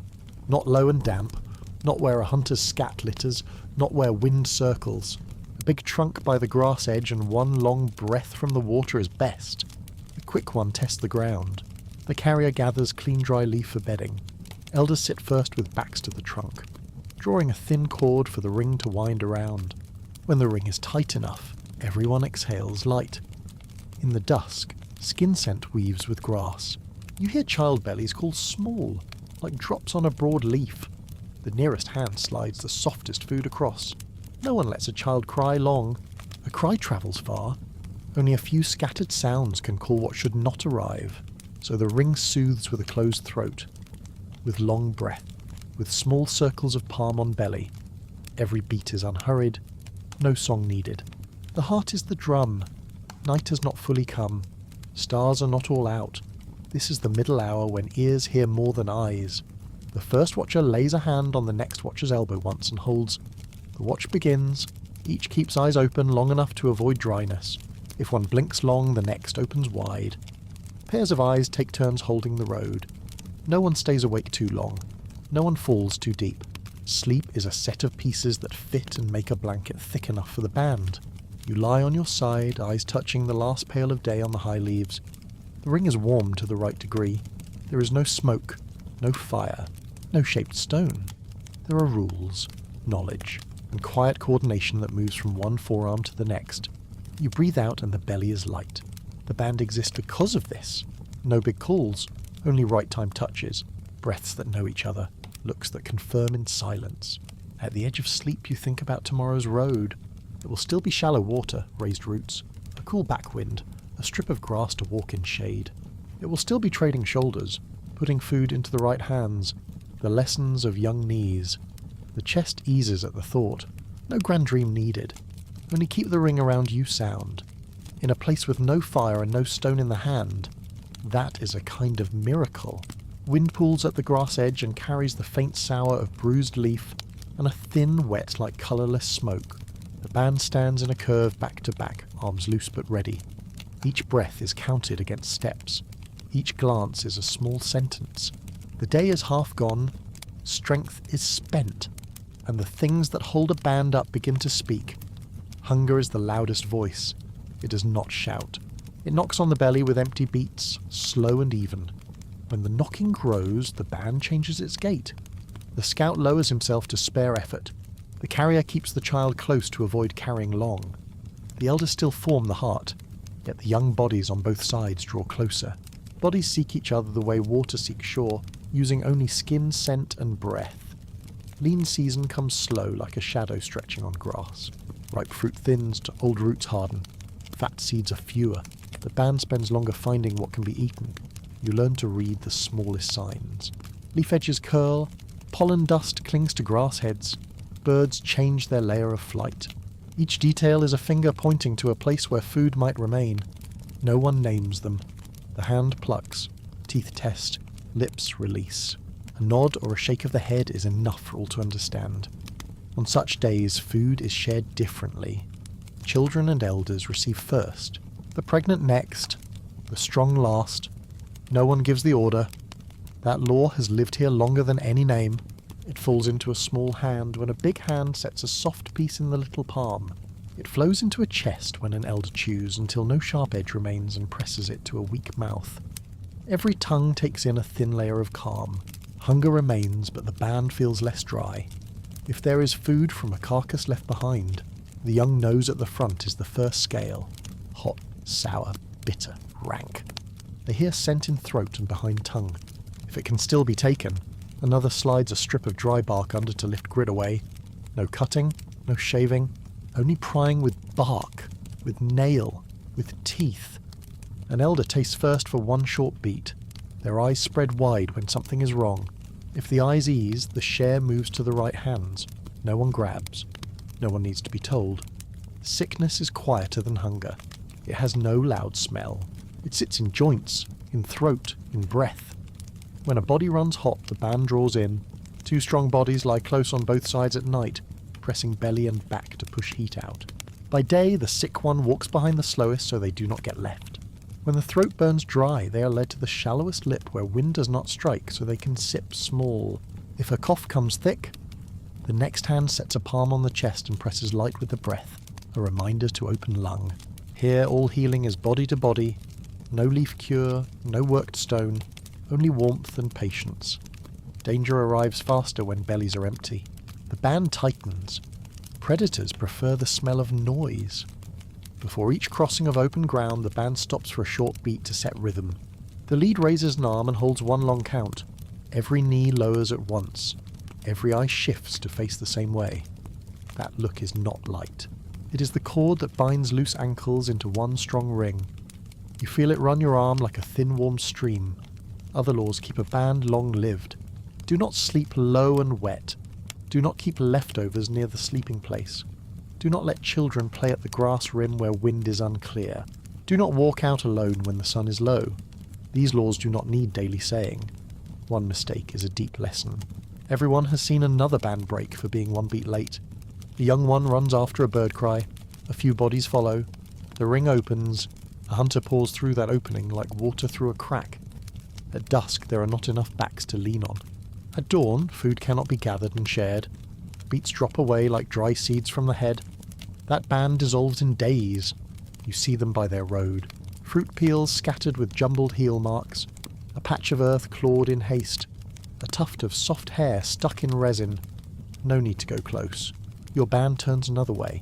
The lesson has no voice. It lies in how you touch the forearm next to you slower, firmer. Seasoned travel is the cord that keeps a band from repeating error. Memory lives in the heel and on the tongue's rim. It does not live in a thing. As you move, elders tell season with gestures. Their hands draw a soft line in air when they recall the stream that once pulled back into the hills in drought. They fold two fingers when birds flew low, close to grass, which means the rain came late. These signs lift the whole ring into one beat without any long words. You watch and know how to tilt your body at hot stone banks. You learn to pace your foot by sawtooth grass shade and not by broadleaf shade. These small details are a map on skin. Going far brings many sighs. Small ones tire, carriers' arms tingle, elders' knees ache. The band has ways to ease, the strong trade places often. When the carrier's hand trembles, the walker behind slides a forearm under the armpit. Not locking, only taking part of the weight for a few beats. When an elder breathes too deep, a young back eases in behind and lets their breath touch the elder's shoulder like a moving pillow. Around the ring, bodies take turns leaning and bracing. No one says thank you. No one asks for a share. The gain of one body is the gain of the ring. At the evening stop, the band checks the rules of safe rest. Do not sleep where wind swirls.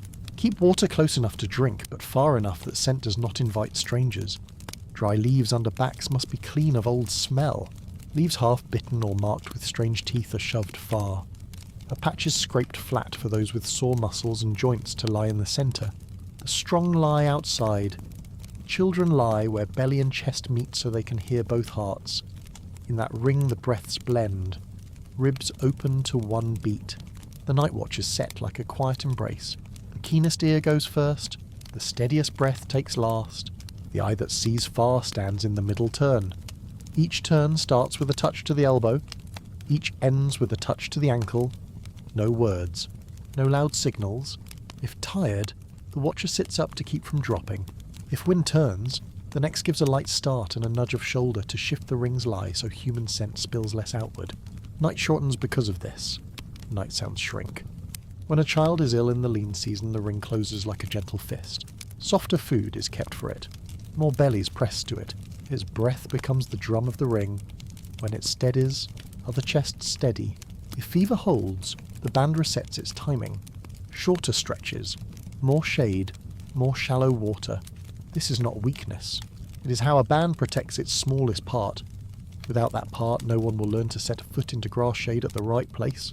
Without that part, the memory of seasons will break. You once saw a band fail to keep the sharing law in hunger. They fought for soft pieces. Anger thickened the smell. Backs stopped leaning easy. At night they lay apart. At dawn, 2 bodies were gone, pulled by their own scents. The rest walked a span and turned back, but no one remained. Their road snapped and vanished from the plain without leaving a learned mark behind. That lesson stayed in elder eyes for many days. At each sharing, their eyes slowed a beat. Their palms opened a little wider. Keeping a band is not only how you split food, it is how you move together across hard ground. Over sharp stone, the lead plants a foot deep into a crack and opens the hip so the knee behind has room. Over thin, slick mud on flat rock, all shift weight to the ball of the foot, not the heel. Across hot sand mixed with pebble, every step divides between the big toe and the next, so nothing stabs deep. The small are taught by a hand on the hip, while they step to learn that the knee must soften before the foot meets dirt. These seem small. They keep knees whole for a season. Whole knees carry the band far. Sometimes the band must cross water. No one swims to show off. They find standing water without a spin. The tall set a slanting line. Chests turned a little. The shorter move along their sides. Small ones are held in a lap, yet a hand still touches another, so they remember they are not alone. If the bottom is slick, the first person lowers for a beat, so the one behind can see where a foot slid. Every move is slow, even final. Water stays quiet. There is no shout, only breath steady as oars. In lean times, light handwork grows important. There is no fire to gather around, no sharpening stone to shape with. Yet when evening stretches, the ring gathers and every hand is busy. One person strips seed from grass heads and drops them into a leaf. Another picks thorns from skin. Elders teach small ones to smooth broad leaves flat to make soft seats. Their throats send short sounds, not words, yet enough to set the afternoon's rhythm. The band binds itself with small tasks. The day is not empty. Family here is not a fixed circle. It is flexible cords. When someone is gone, their cord wraps another arm and lends its strength to the right person. A child may sleep between 2 bodies that did not birth it. An elder may chew for a child not of their blood. These ties need no oath. They form when backs find backs to block cold wind. When hands find hands in the dark to stand up. Durability comes from the softest strands. In the band, sound is a kind of a light. Short notes mark a change of the way. Slightly stronger breaths call a halt. Tongue on tooth marks a strange scent, or just one longer inhale to pull every eye to one side. The language has no names. It is the habit of muscle. It is the memory of the nose. It is the day's rhythm. These sounds do not bite. They do not rush. They run like a small river, just enough to draw both banks close. After a few days of right season travel, the belly quiets. New ground offers ripe fruit. Roots soften. Water lies nearer. The band's spirit thickens. When a meal passes in peace, children run under leaves without many starts. Elders begin to tell season with more gestures. The young smile with eyes instead of mouth. These signs tell the band they are in the right beat. Here, the right beat is worth more than anything. It is the one thing that makes tomorrow feel like a soft promise. Now and then thunder opens far at the rim. The band stops and looks up in one beat. Rain can be friend. Rain can also pull a band into trouble if it sleeps where the earth slips. So the night place is shifted a little higher into the shade of roots that twist deep. Bedding leaves a change for a kind that will not hold water. The night watch gains one short extra turn to listen for falling water. When rain comes, bodies press closer. The steady fall helps sleep grow thick. Next day, new shallow water leaves fish traces, snail traces, insect traces, and the band can gather a few more bites. The land is not only a test, It can be gentle when the band knows how to listen. The hunter still stays outside sight. The band does not forget. Each time they pass big prints in mud, a young one sets a hand there for a beat. Not to measure, to let skin learn the rim. So next time the hand will speak before the eye. Such small lessons keep the band from learning by losing. Even so, loss still comes. When a body does not return after an afternoon, the ring pulls tight. Sadness soaks the skin. No one wails. No one says a name. Arms only find arms. The next day sharing changes, and that changes an answer. Many days follow smooth as pebbles under a heel. The band walks, eats, stops, sleeps, trades watches, crosses water. At each new place, old rules are tested by eye, nose, and ear. Sometimes they must be trimmed. Grass different, soil different, smells different. The band grows skilled this way. No tools, no fire, only patience. You see the band's memory thicken with each new callus in the poem. Each callus is a lesson without letters. One afternoon the road lifts the band onto a high mound where wind carries no strange scent. From there the view reaches far. The sun sits round like a bitten fruit over the ridge. Far on the horizon where dry grass flickers, something glints and dies. Not river. Not fish scale. It's a pale spark and a very thin line of smoke slanting with wind. The band stops one beat. A few close their eyes to listen for smell. Nothing. It's too far for the nose. It's like the land's eye opening for a moment. You don't understand. The band does not need to. That spark belongs to another place in days to come. Tonight the ring's laws hold. The watch still turns. Food still finds the right hands. Breaths still link until a child sleeps deep. Until the one just lost is remembered by lying nearer to the living. Yet in the chest something light clings, thin as a thread. Not a hope with a name.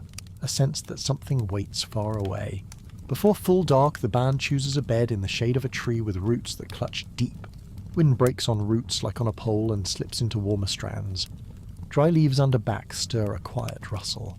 The small are placed where belly meets chest, elders in the middle. The strong form the outside ring. The pregnant hip rests against the trunk. Everyone looks once, quick, like counting. No one missing. Night comes. Insects change guards.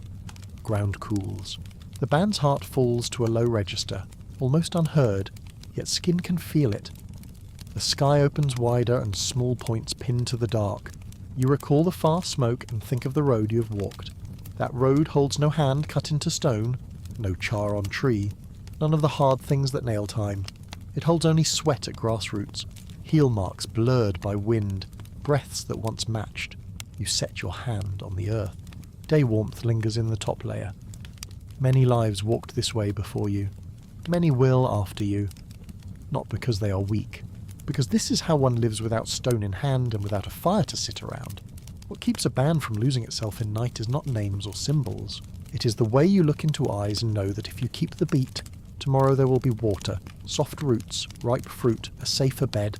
You close your eyes, your lips touch the back of your hand, a last check that the body is whole. Then you breathe out long and smooth, as if laying a new leaf over the ring's sleep. Somewhere far that spark may still blink and fade with wind. You do not follow it with feet. You follow it with a question that lies quiet in the chest. The question does not push. It does not demand. It rests like a seed that will sprout when the season is right.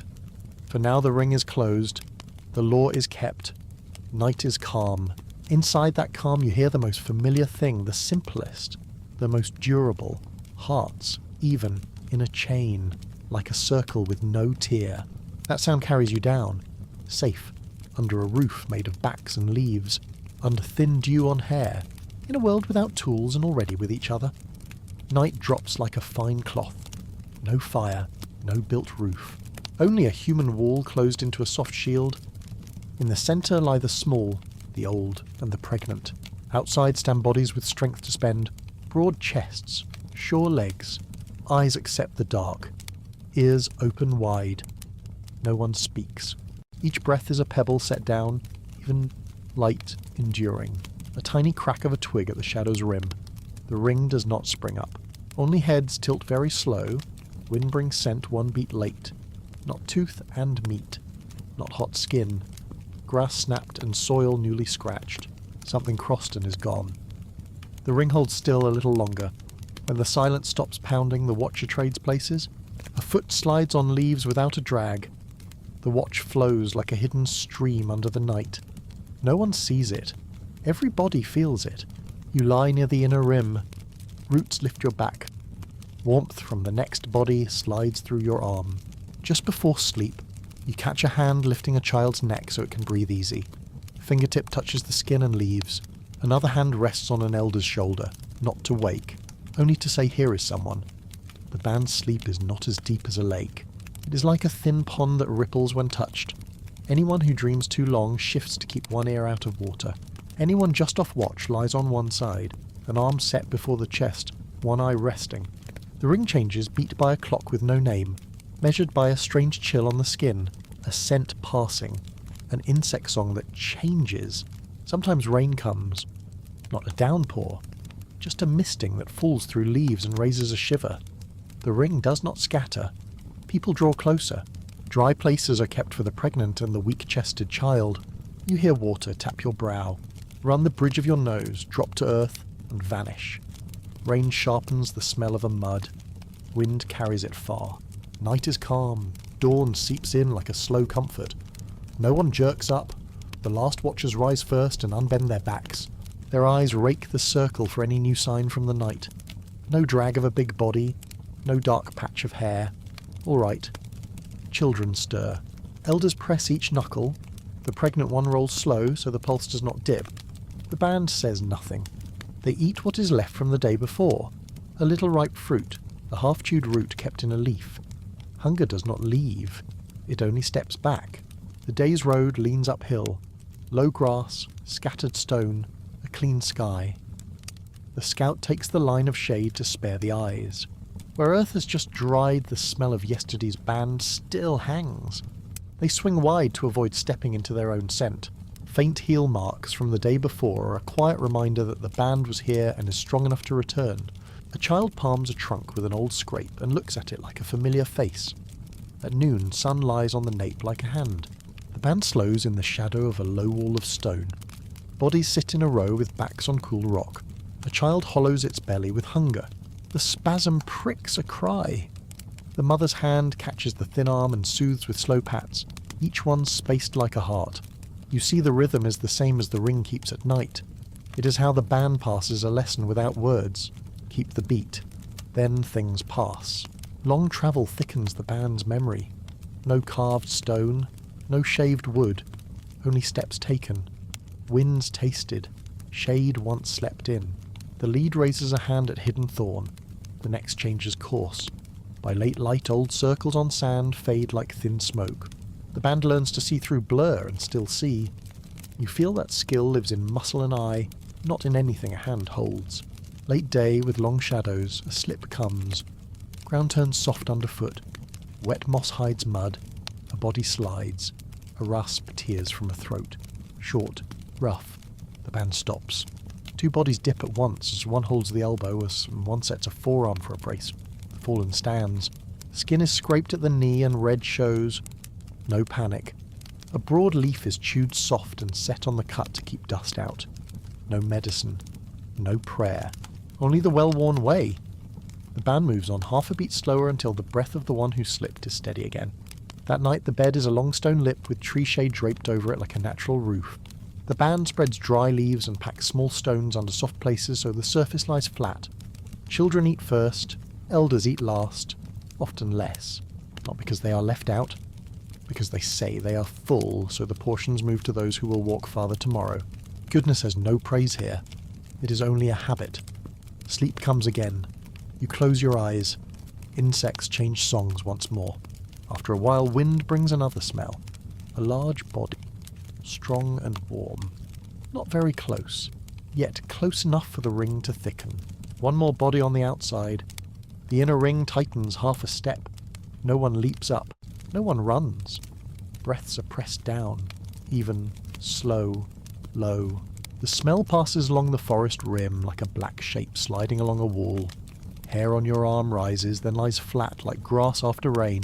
Next morning a new trace lies at the field's edge. Thin marks, parallel, long, then gone. No one points. Every eye notes them. The big animal passed and did not find the ring in the shade. The band kept its law. You learn another thing. Shelter is not hard.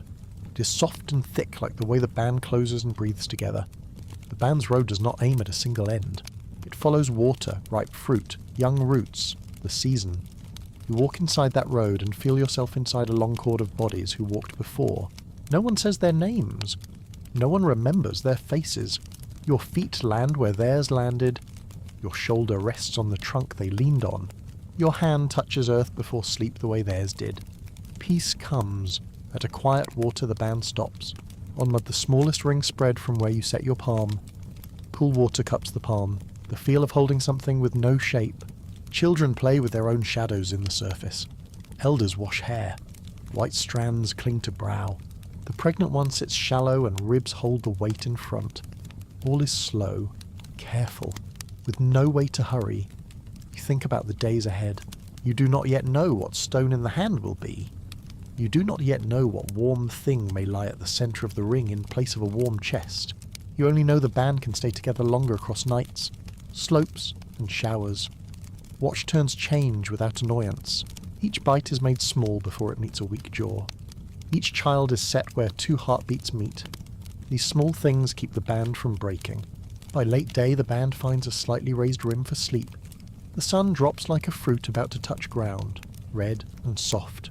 Faces around you blend into shade until only short strokes of light remain on cheek and brow and lip. Voices do not rise into sentences. They are short sounds. A soft yes that means lie down. A long inhale that means wind has turned. A tiny puff that means the child sleeps. The sounds line up like pebbles in a row and lead a path through night. You lie back. The back grows quiet. Breath slows. The ring closes like a fruit so ripe it has no seam. In the smells of dry leaf, cooled mud, and warm hair. You feel your body heavy just enough that the right hand falls and the left rests on belly. Eyes closed, you still see a blur. Another ground. Another time. Maybe with some warm thing at the ring centre that lets eyes reach a little farther. That lets the tail run one beat longer. The image does not keep you awake. It is like a leaf falling in a dream. Night opens and fear does not pour in. The band has learned to set fear at the threshold like a stone at a door. It stays there and does not roll inside. You sink as if into warm water held by hands. Outside a wind moves from the plain into the trees and carries a faint pollen. Inside hearts run in a chain. That beat, across thousands of nights and thousands of rings, is the one thing that does not change. From that beat on a far day, hands will work differently, eyes will seek differently, mouths will call each other with longer sounds. Not tonight. Tonight it is enough to have each other. You inhale once, exhale slow, and let the shoulders drop. The sky is black like a smooth dome. A star blinks and slips behind the leaves. You hear wind thread through, thin and even. The whole band sinks together. No one falls out of the ring. In the morning the road will show underfoot. Water will be cool underhand. Fruit will taste of bitter and sweet at the tip of tongue. You keep this breath in your chest like a smooth wet pebble taken from a stream. It is the simplest memory and the toughest. It says you are alive. The band is alive, and the night is passing gently. Wind on the canopy is thin as a shawl laid across the shoulders. Beneath it, the cool earth holds the band's damp handprints. You have walked through a world that does not yet know how to cut, how to hone, how to name fire. Their survival leans on a tree's back, on the memory of water paths, on the smell of wind that shifts and on the rhythm of one another's breath. No tools shaped by hand, only things found in the open to fend just enough. No hearth, only a long night split into watches, eyes half open, ears tuned hard to the soft drop of leaves. Every choice is small and weighty, from where to set a back to which root step to climb. Every lesson is passed by a light touch, by short sounds, by standing in the right spot as a hunter's shadow slips along the grass's rim. Days like that stretch into a season. The band moves when water draws down, stops when fruit ripens, opens its arc when a strange scent comes near. Children grow among hands that never stray far from one another. Elders teach with steady pats on the back of a crying child. Fear is set at the ring's edge like a stone bracing a door. Inside is living warmth, small portions broken for weak jaws, and eyes keeping one another in sight through the dark. This is not an age of exploit, nor an age of long song. It is an age of endurance. Endurance in each step set on dry mud. Endurance in each watch beat pulled through the night. Endurance in the way the whole group slows by half a beat to wait for a skinned knee. That endurance is the ground of all that comes after. From it, hands will learn to hold tighter. Eyes will learn to see deeper. Human sound will reach beyond a short note. Here and now, before stone turns tool, before a spark has a name, to live is to stay near enough to one another and to keep on in the right direction. Lie still the way the band once lay. Breathe in through the nose and catch dry leaf and cool earth. Breathe out slow and let the heart fall back to an even beat. Picture a high crown of leaves, bodies closing into a ring, the middle filled with warmth. You're not alone in the dark. It was the same long ago.